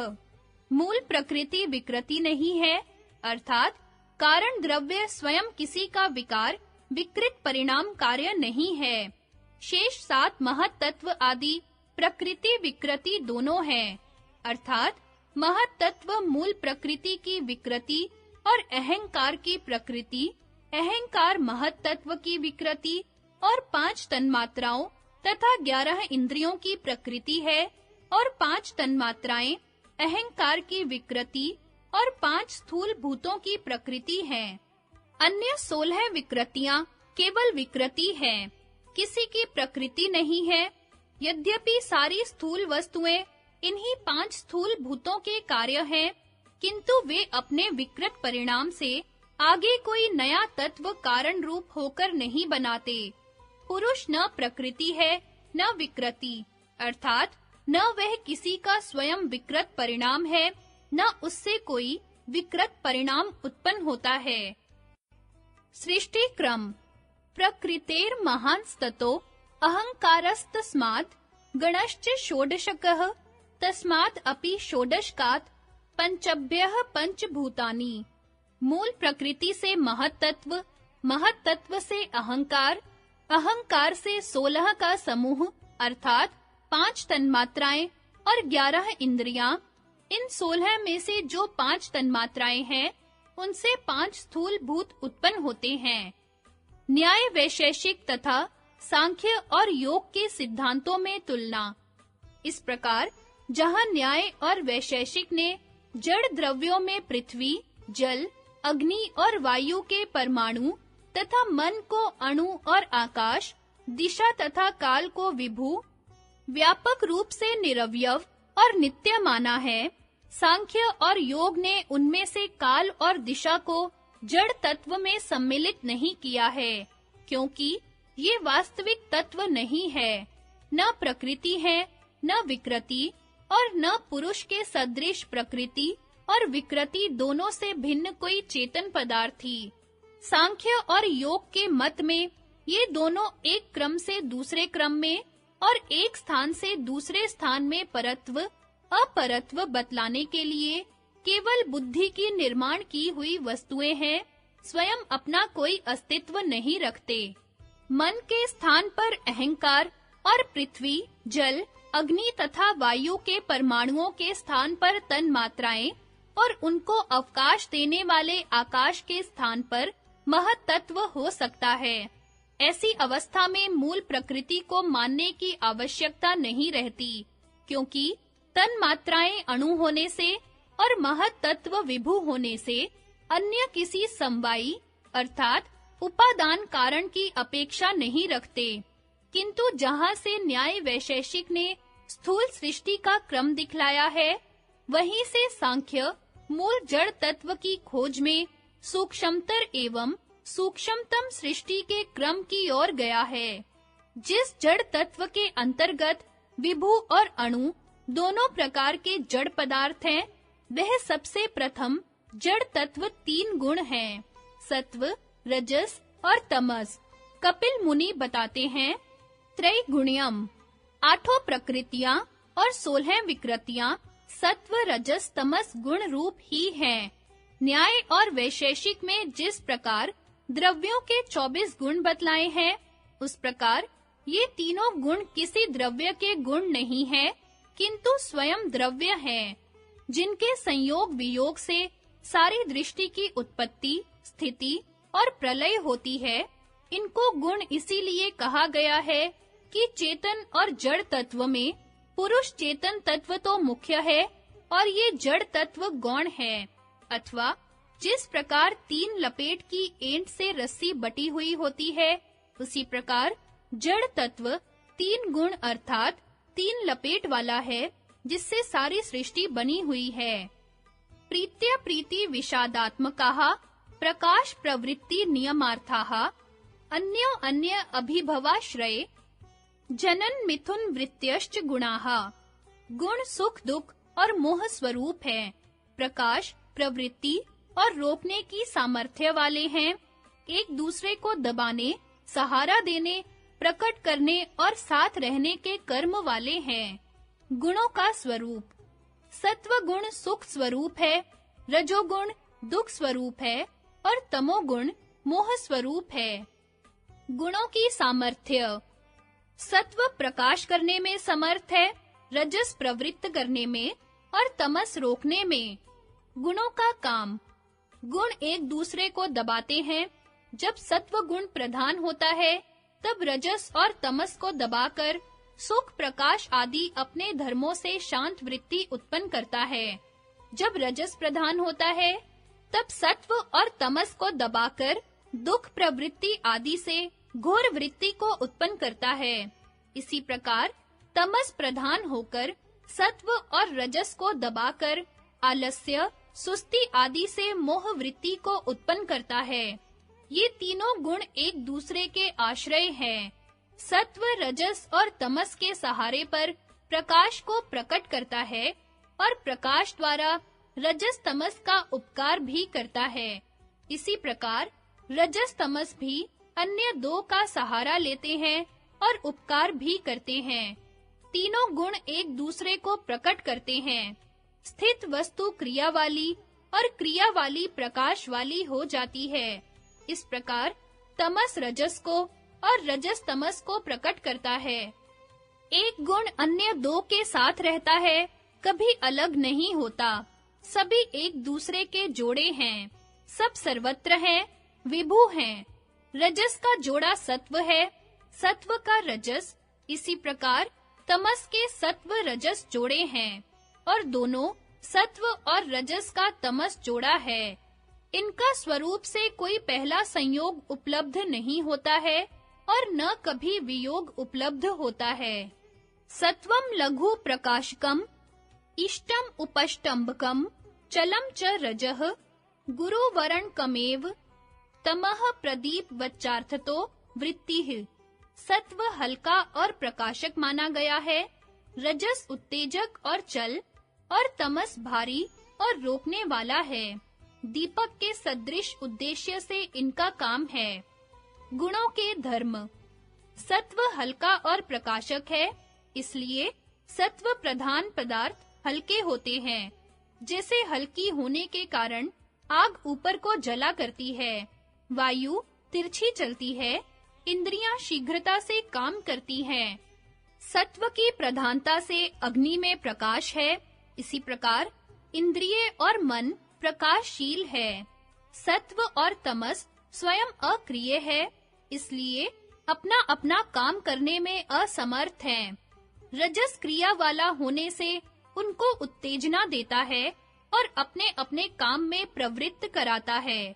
जब शरीर में रजस प्रधान होता है, तब उत्तेजना और चंचलता बढ़ जाती है। रजस चल स्वभाव होने से हल्के सत्व को प्रवृत्त करता है, किंतु तमस भारी होने से रजस को रोकता है। जब शरीर में तमस प्रधान होता है, तब शरीर भारी होता है और काम में प्रवृत्ति नहीं होती। गुणों के परस्पर विरोधी होने पर भी सबका एक ही उद्देश्य है। सत्व हल्का है, तमस भारी है। तमस स्थिर करता है, रजस उत्तेजित करता है। इस प्रकार तीनों गुण परस्पर विरोधी हैं, किंतु दीपक के सदृश इनकी प्रवृत्ति एक ही प्रयोजन से है। जिस प्रकार बत्ती और तेल अग्नि से विरोधी होते हुए भी अग्नि के साथ मिले हुए प्रकाश का प्रयोजन सिद्ध करते हैं, इसी प्रकार सत्व, रजस और तमस परस्पर विरोधी होते हुए भी एक दूसरे के अनुकूल कार्य करते हैं। प्रत्येक पदार्थ में तीनों गुण पाए जाते हैं। हर एक पदार्थ सुख, दुख और मोह का उत्पादक है। इससे सिद्ध होता है कि उसमें सुख, दुख और मोह को उत्पन्न करने वाला तीन प्रकार का द्रव्य विद्यमान है। वही सत्व, रजस और तमस है। हल्कापन, प्रीति, तितिक्षा, संतोष, प्रकाश आदि सुख के साथ उदय होते हैं, इसलिए सत्व गुण के परिणाम हैं। इसी प्रकार दुख के साथ चंचलता, उत्तेजकता आदि और मोह के साथ निद्रा, भारीपन आदि रहते हैं। इसलिए ये क्रमशः रजस और तमस के परिणाम हैं। गुणों का परिणाम।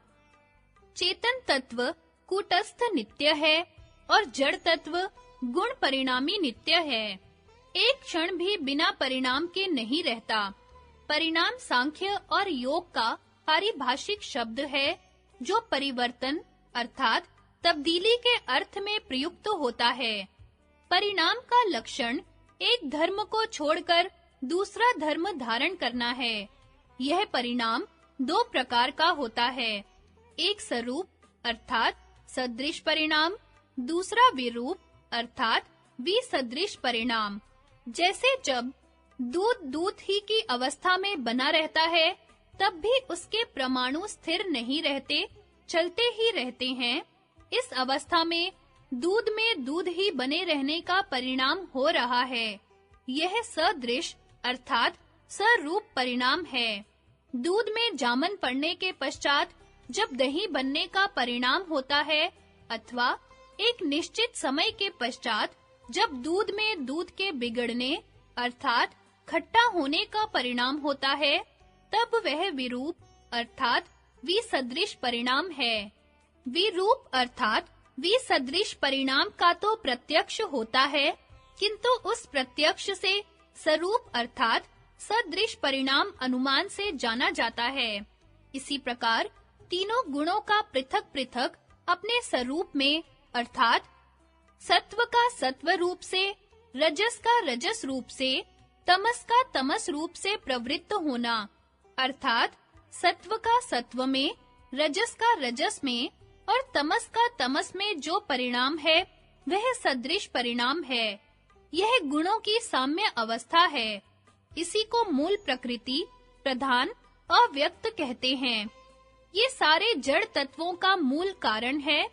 जब तीनों इकट्ठे होकर एक दूसरे को दबाकर परिणाम में प्रवृत्त होते हैं तो वह विरूप परिणाम है। इसको गुणों का विषम परिणाम कहते हैं। महत् तत्व से लेकर पांचों स्थूल भूत पर्यंत 23 तत्व तीनों गुणों के विषम परिणाम ही हैं, जो सब प्रकृति के कार्य हैं। उसकी अपेक्षा ये सब विकृति और व्यक्त हैं। यद्यपि अपनी-अपनी विकृतियों की अपेक्षा महत्त्व, अहंकार एवं पांचों तन्मात्राएं अव्यक्त और प्रकृतियां हैं, किंतु मूल प्रकृति की अपेक्षा से सब व्यक्त और विकृतियां हैं। यहाँ यह भी बतला देना आवश्यक है कि जिस विकृति का प्रत्यक्ष होता जाता है, उस प्रत्यक्ष से उसकी प्रकृति का अनुमान किया जाता है। समाधि द्वारा सबसे अंत में गुणों का सबसे प्रथम विषम परिणाम महत् तत्व का विवेक ख्याति द्वारा साक्षात्कार होता है। उस साक्षात्कार से गुणों की सबसे प्रथम साम्य परिणाम वाली अवस्था का अनुमान से ज्ञान होता है। गुणों का साम्य तथा विषम परिणाम दोनों अनादि हैं। सांख्य का यह सिद्धांत परिणामवाद कहलाता है, अर्थात यह सारी सृष्टि गुणों का ही परिणाम है। न्याय और वैशेषिक से विपरीत सांख्य और योग में सुख दुख, इच्छा, द्वेष, ज्ञान, प्रयत्न, बुद्धि के धर्म माने गए हैं और यह बुद्धि पुरुष से पृथक एक जड़ तत्व है। पुरुष केवल चेतन स्वरूप है, बुद्धि उसका गुण नहीं है, किंतु उससे पृथक उसका दृश्य अथवा स्व है। वह उसका दृष्टा अथवा स्वामी है। उसका पुरुष के साथ आसक्ति तथा अविवेक पूर्ण संयोग होने के कारण उसके गुण पुरुष में अविवेक से आरोप कर लिए जाते हैं। सृष्टि उत्पत्ति। गुण सारी सृष्टि की उत्पत्ति के समवायी अर्थात उपादान कारण है। गुण का विशेष परिणाम जिससे तत्व में पृथकता होती है, साधारण असमवायी कारण है। चेतन स्वरूप पुरुष व्यष्टि रूप से और पुरुष विशेष समष्टि रूप से अपनी सन्निधि से चुंबक के सदृश ज्ञान, व्यवस्था तथा नियम पूर्वक जड़ गुणों के विषम परिणाम में निमित्त कारण है। इस विषम परिणाम का प्रयोजन पुरुष का भोग और अपवर्ग है, क्योंकि यह पुरुष की ही सन्निधि से पुरुष के ही ज्ञान में परार्थ अर्थात पुरुष के ही अर्थ, ज्ञान, नियम और व्यवस्था पूर्वक हो रहा है।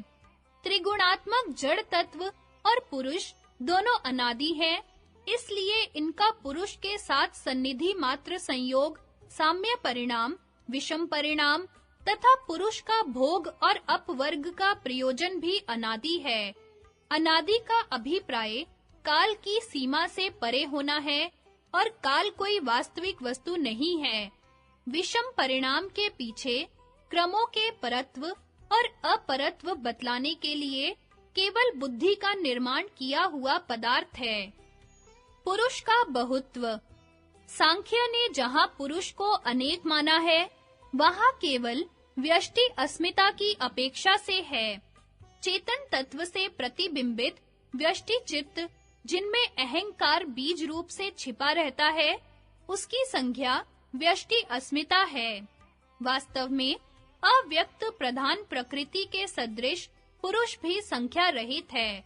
जिस प्रकार बुद्धि के धर्म, सुख दुख, प्रेतभाव, क्रिया आदि पुरुष में आरोपित कर लिए गए हैं, इसी प्रकार अस्मिता का बहुत्व पुरुष में केवल आरोप मात्र है, क्योंकि बुद्धि चेतन से प्रतिबिंबित होकर ही चेतन जैसी प्रतीत होती है।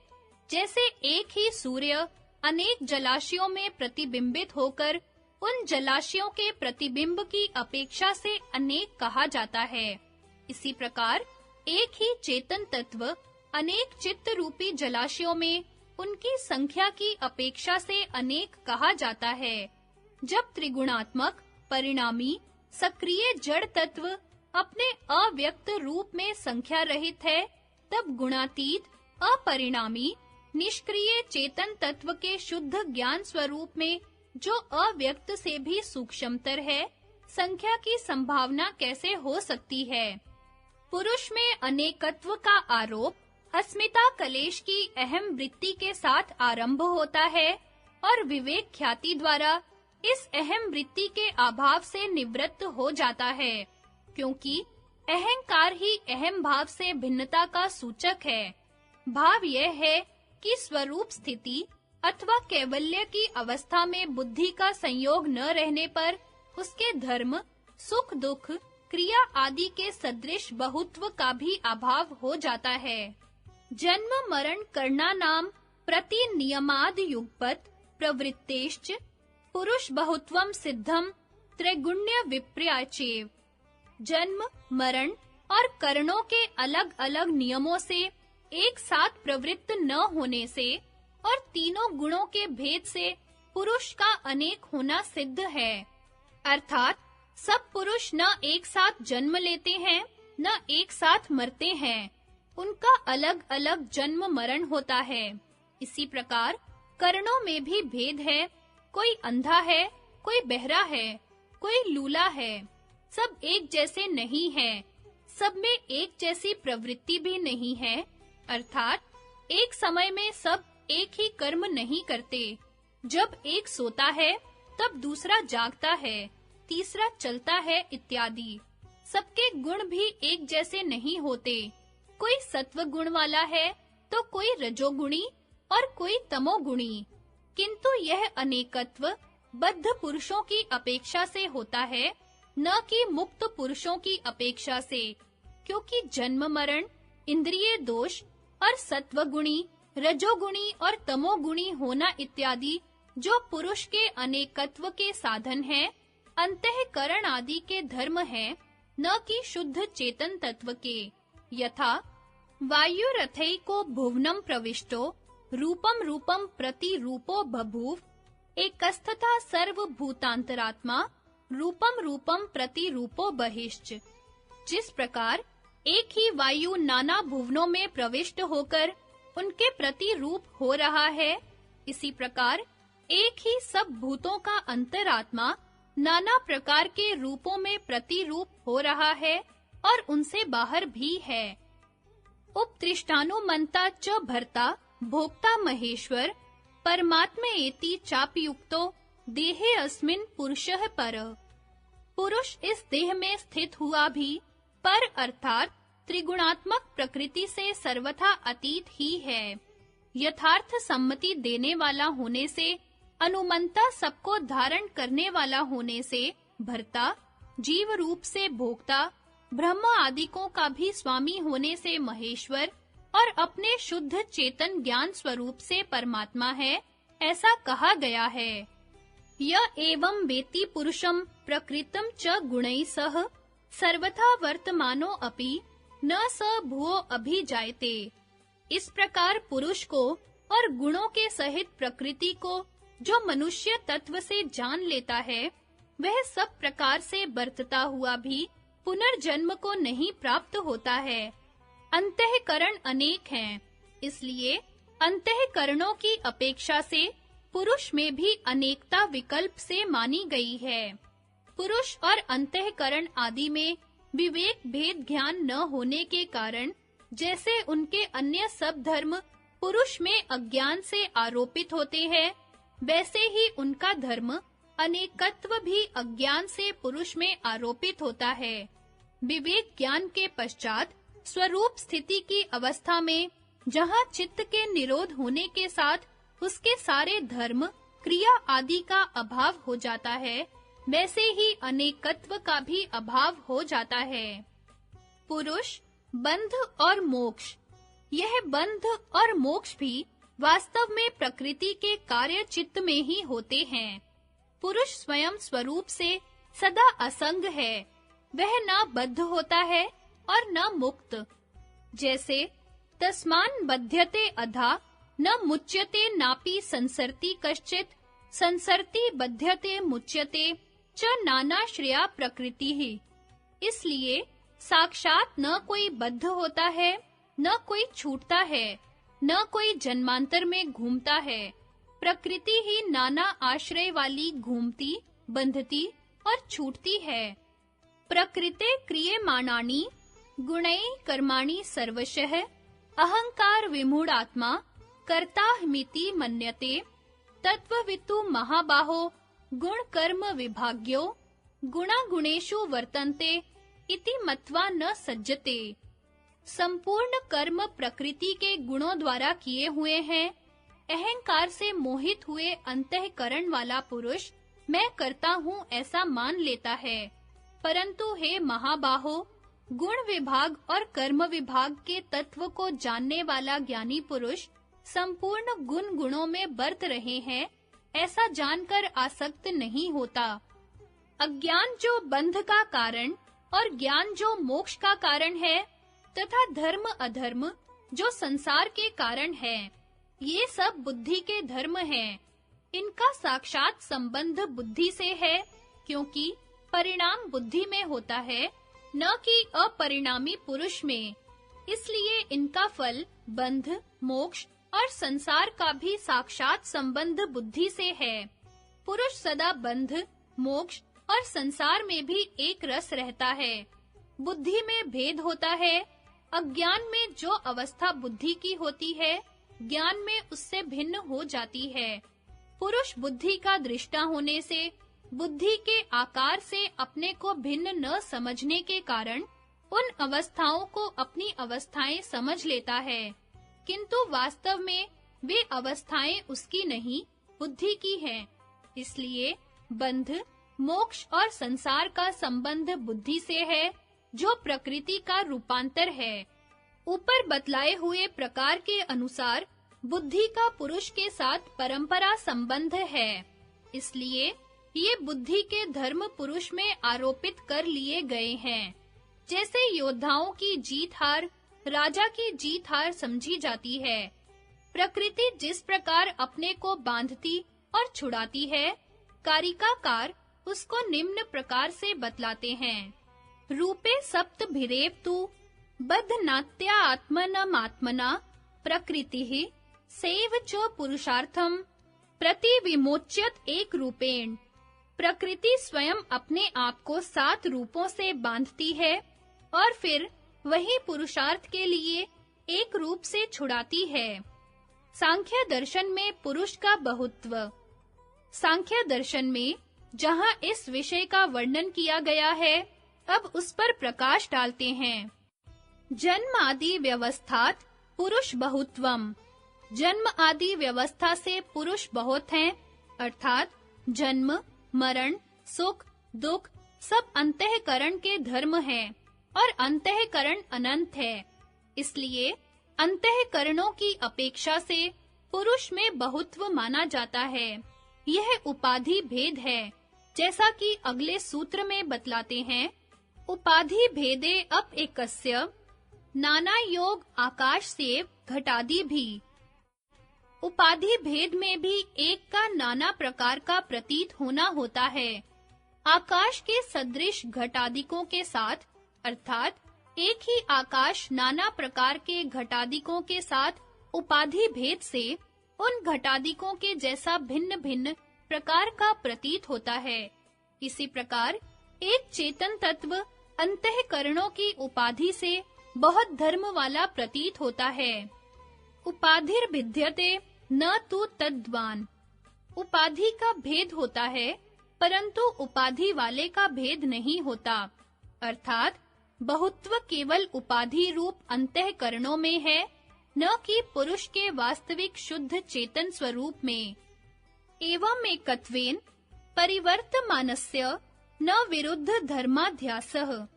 इस प्रकार एक आत्मा मानने से उपाधि वाले का विरुद्ध धर्म वाला भान न होगा। नाना प्रकार के धर्मों अर्थात सुख दुख आदि का भान होना केवल अंतःकरणों की उपाधि में घट सकता है, न कि निर्विकार शुद्ध चेतन स्वरूप में। अन्य धर्मत्वे अपि नारोपात तत्सिद्धिरेकत्वात्। अन्य धर्म होने पर भी एक होने के कारण आरोप करने से उसकी सिद्धि नहीं है।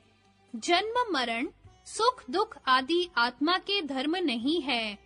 अंतःकरणों के धर्म उसमें आरोप किए गए हैं।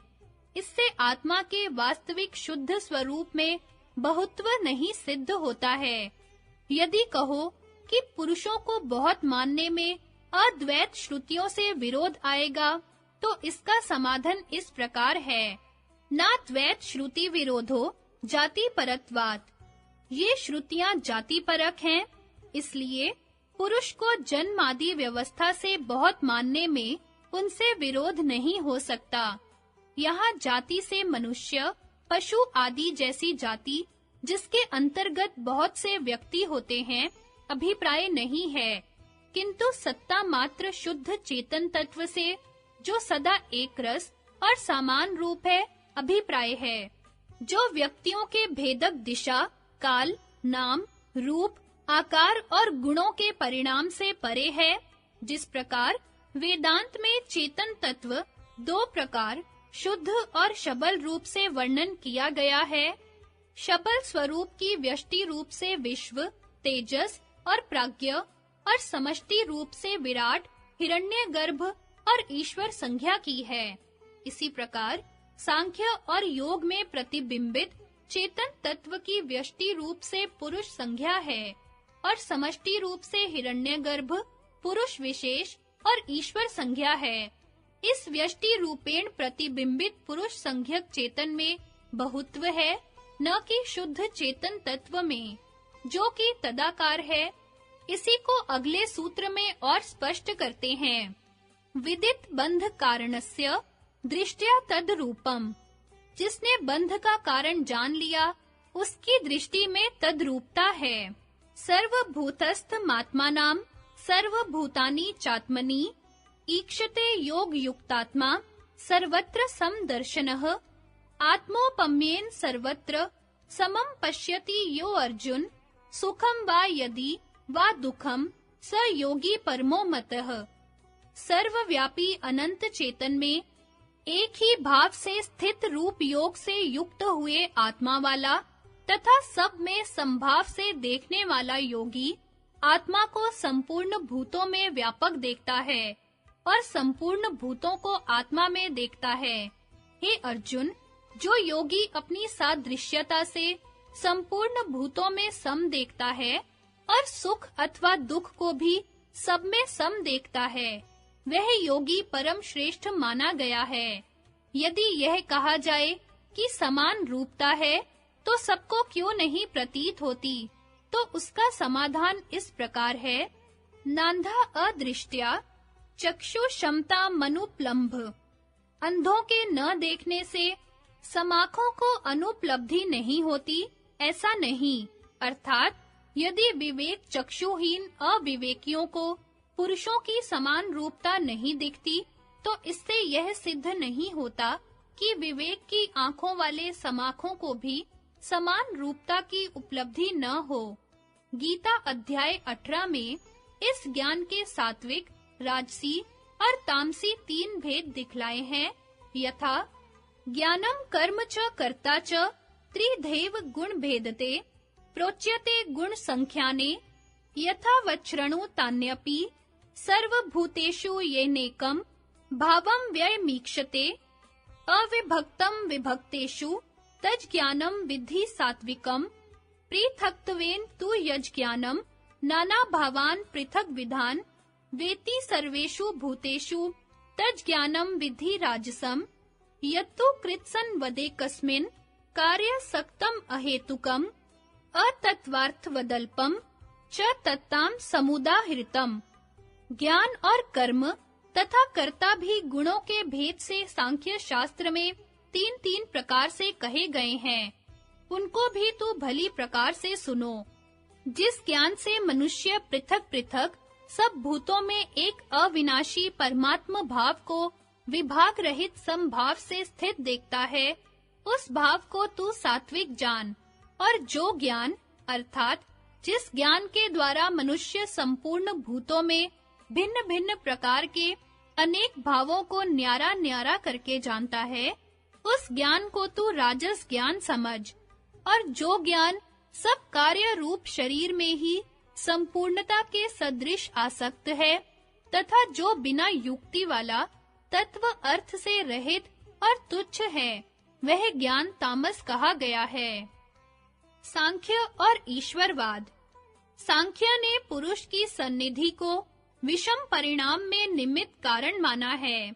पुरुष विशेष का वर्णन नहीं किया, किंतु सामान्य तो दृष्ट प्रमाण से उसकी सिद्धि होती है, क्योंकि जिस प्रकार व्यष्टि रूप से पुरुष की सन्निधि गुणों के व्यष्टि परिणाम में निमित्त कारण है, इसी प्रकार समष्टि रूप से पुरुष विशेष की सन्निधि गुणों के अव्यक्त साम्य परिणाम तथा समष्टि व्यक्त गुणों के विषम परिणाम में निमित्त कारण है।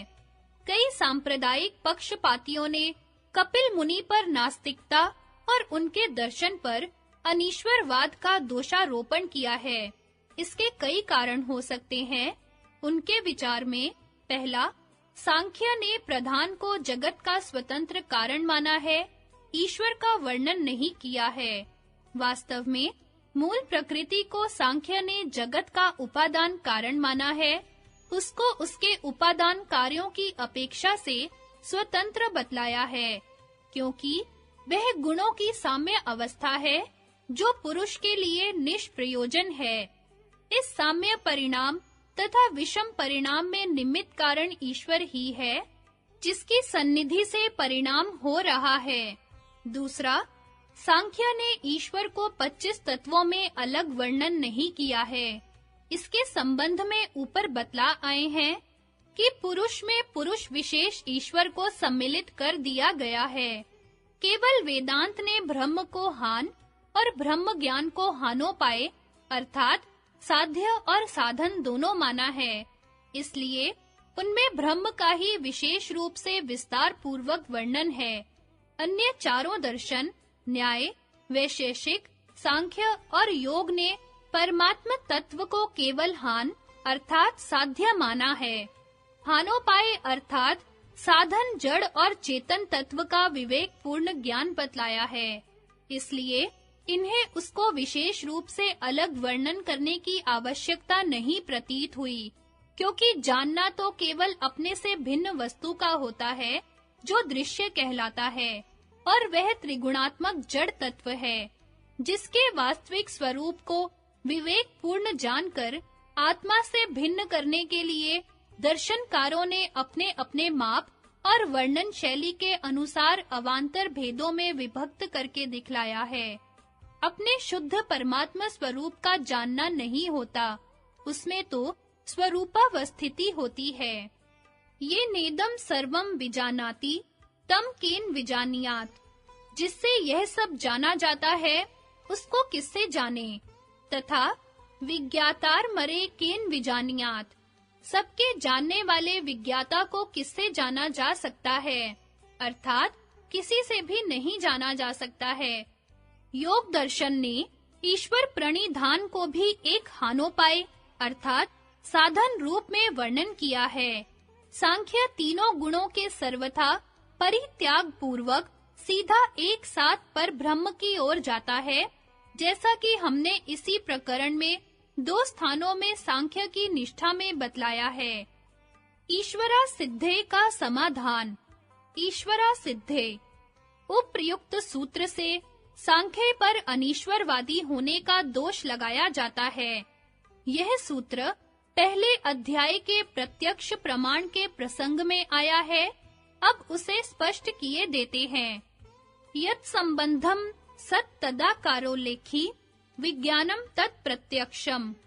इस सूत्र में प्रत्यक्ष का लक्षण बतलाया है, अर्थात इंद्रियों के सन्निकर्ष रूप संबंध को प्राप्त हुआ, जो उस विषय के आकार का चित्र खींचने वाला विज्ञान है, वह प्रत्यक्ष कहलाता है। इस पर यह शंका होती है कि योगियों को बिना इंद्रियों के सन्निकर्ष के चित्त वृत्ति का वस्तु के तदाकार होकर प्रत्यक्ष ज्ञान होता है। इसलिए उपर्युक्त लक्षण में अव्याप्ति दोष आ जाता है। इसका समाधान अगले सूत्र में करते हैं। योगिनां बाह्य प्रत्यक्ष त्वान दोषः। योगियों का बाह्य प्रत्यक्ष न होने से उपर्युक्त लक्षण में अव्याप्ति दोष नहीं आता, अर्थात उपर्युक्त लक्षण केवल बाह्य प्रत्यक्ष ज्ञान का है। योगियों का इस प्रकार का ज्ञान बाह्य प्रत्यक्ष नहीं है, वह आभ्यंतर प्रत्यक्ष है। इसलिए सूत्र में बतलाए हुए लक्षण में अव्याप्ति दोष नहीं आता।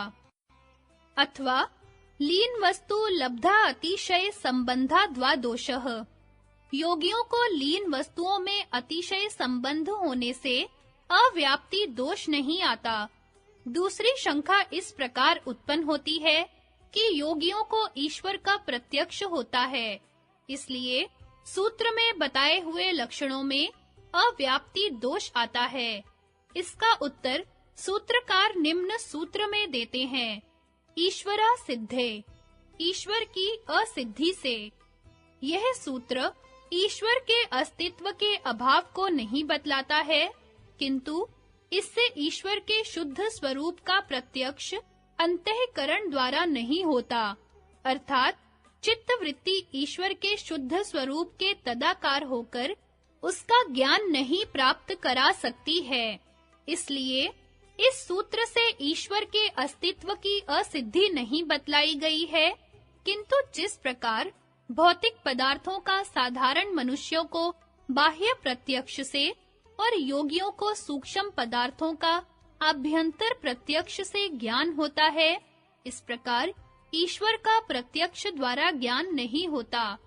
सांख्य ने ईश्वर को ऐसा स्वेच्छाचारी सम्राट नहीं माना है, जो अपने मनोरंजन के लिए सृष्टि की रचना करता है और स्वार्थ सिद्धि के लिए सर्वहितकारी नियमों का भी उल्लंघन कर सकता है, किंतु सर्वज्ञ, सर्वशक्तिमान और ज्ञान स्वरूप माना है, जिसकी ज्ञान शक्ति से जड़ प्रकृति में सारे पुरुषों के कल्याणार्थ सृष्टि, उत्पत्ति, स्थिति और प्रलय की ज्ञान, नियम और व्यवस्था पूर्वक क्रिया हो रही है।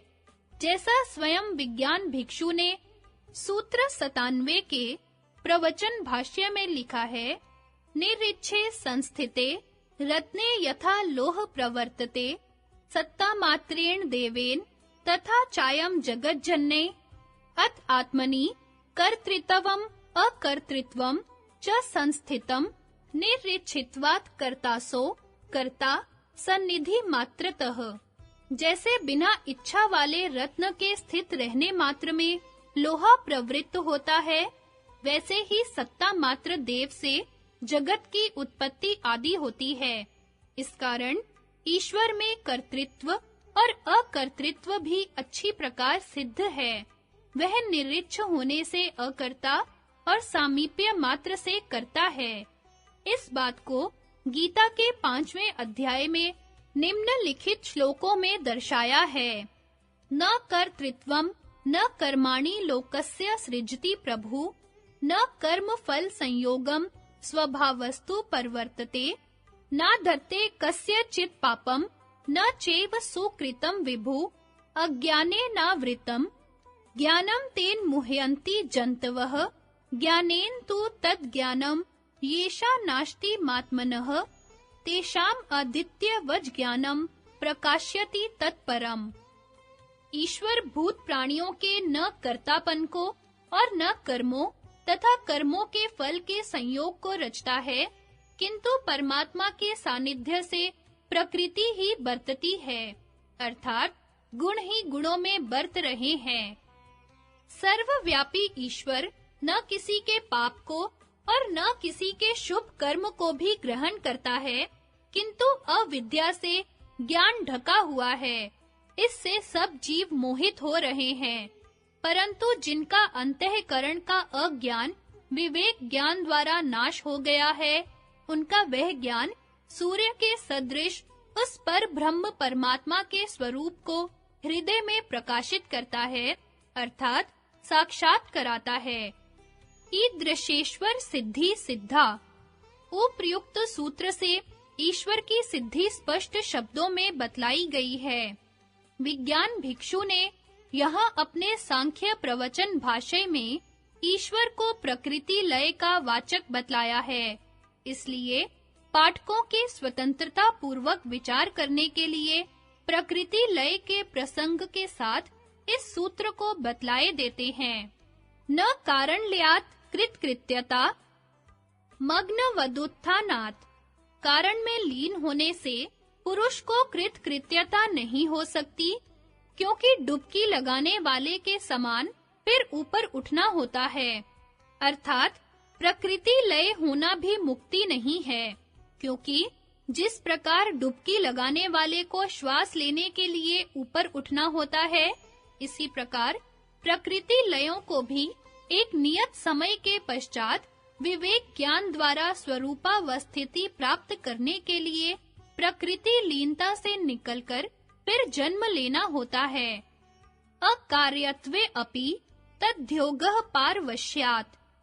यद्यपि प्रकृति कार्य नहीं है, तो भी परतंत्रता से उसका योग होता है। अर्थात यद्यपि प्रकृति कार्य पदार्थ नहीं है, कारण है, फिर भी सर्वज्ञ और सर्वशक्तिमान ईश्वर के नियमों के अधीन पुरुष के अपवर्ग कराने के लिए प्रवृत्त हो रही है। प्रकृति लय पुरुष स्वरूपावस्थिति को प्राप्त किए हुए नहीं होते हैं, इसलिए प्रकृति ईश्वरीय नियमों से परतंत्र हुई उनको अपवर्ग दिलाने के लिए प्रकृति लीनता से निकालकर ऊंचे योगियों के कुल में जन्म दिलाती है। स ही सर्ववित् सर्वकर्ता, वही सर्वज्ञ और सबका कर्ता है। अर्थात वह चेतन तत्व ईश्वर प्रकृति जिसके अधीन ज्ञान, व्यवस्था और नियम पूर्वक पुरुष के अपवर्ग के लिए प्रवृत्त हो रही है, सर्वज्ञ और सर्वशक्तिमान है। ईदृशेश्वर सिद्धि सिद्धा, इस प्रकार की ईश्वर की सिद्धि सिद्ध है। अर्थात प्रथम अध्याय के 92वें सूत्र में ईश्वर के बद्ध तथा मुक्त दोनों प्रकार का न होने से असिद्धि बतलाई थी, पर इस प्रकार सर्व सृष्टि का नियंता, सर्वज्ञ, सर्वशक्तिमान ईश्वर की सिद्धि सिद्ध है। यहाँ प्रसंग तथा युक्ति से प्रकृति लय पुरुष जिनमें न पूरा विवेक ज्ञान है और जो न स्वरूपावस्थिति को प्राप्त किए हुए हैं, वे सर्वज्ञ और सर्वशक्तिमान ईश्वर नहीं हो सकते। यदि प्रकृति लय से सर्वज्ञ और सर्वशक्तिमान ईश्वर के ही अर्थ लिए जाएं, तो समष्टि प्रकृति के अधिष्ठाता समष्टि रूपेण चेतन तत्व ईश्वर के ही हो सकते हैं।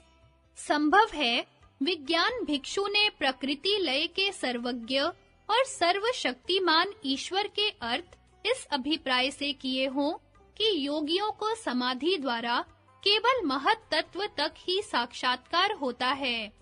इससे अव्यक्त मूल प्रकृति अनुमान गम्य होती है। इसलिए अनुमान गम्य अव्यक्त कारण प्रकृति के अधिष्ठाता ईश्वर भी महत तत्व के अधिष्ठाता हिरण्यगर्भ रूप से ही व्यक्त हो सकते हैं। अतः डुबकी लगाने वाले के सदृश प्रकृति से बाहर निकालने से अभिप्राय महत तत्व अर्थात समष्टि सूक्ष्म जगत के अधिष्ठाता हिरण्यगर्भ रूप से पुरुष को अपवर्ग दिलाने के लिए सृष्टि उत्पत्ति के समय प्रकट होना है। सानिध्य मात्रेणेश्वरस्य सिद्धिस्तु श्रुति स्मृतिषु सर्वसम्मतेतर्थः अंगुष्ठ मात्रः पुरुषो मध्य आत्मनि तिष्ठति ईशानो भूतभवस्य न ततो विजुगुपस्ते एत द्वे तत् सृजते च गुणान् सर्वान् क्षेत्रज्ञस्तवनुपश्यति गुणान् विक्रियते सर्वान् उदासीन वदीश्वरः। अंगुष्ठ परिमाण हृदय देश है। उस हृदयाकाश में वर्तमान पुरुष को हृदय की उपाधि के कारण अंगुष्ठ मात्र कहा है। वह अंगुष्ठ मात्र पुरुष शरीर के भीतर रहता है, जो उस भूत और भविष्यत के स्वामी आत्मा को जानकर फिर कुछ भी छिपाना नहीं चाहता, वही यह आत्म तत्व है। और सब गुणों को उत्पन्न करता है। पीछे क्षेत्रज्ञ तो देखता है, ईश्वर उदासीन के सदृश सब गुणों को कार्य रूप में परिणत करता है। गीता के अध्याय 13 के निम्नलिखित श्लोकों का भी यही आशय है। अनादि त्वानिर्गुणत्वात् परमात्मायं व्यय शरीरस्थो अपि कौन्तेय न करोति न लिप्यते यथा सर्वगतं सौक्षम्य आदाकाशं नोपलिप्यते सर्वत्र अवस्थितो देहे तथात्मा नोपलिप्यते यथा प्रकाश्यत्येकैः कृत्सनं लोकमिं रविः क्षेत्रं क्षेत्री तथा कृत्सनं प्रकाश्यति भारत।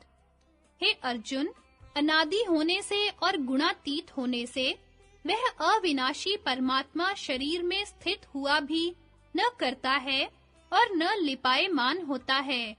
जिस प्रकार सर्वत्र व्याप्त होता हुआ भी आकाश सूक्ष्म होने के कारण लिप्त नहीं रहता है, वैसे ही सर्वत्र देह में स्थित हुआ भी आत्मा लिप्त नहीं रहता है। हे अर्जुन, जिस प्रकार एक ही सूर्य इस संपूर्ण ब्रह्मांड को प्रकाशित करता है, उसी प्रकार एक ही आत्मा संपूर्ण क्षेत्र को प्रकाशित करता है।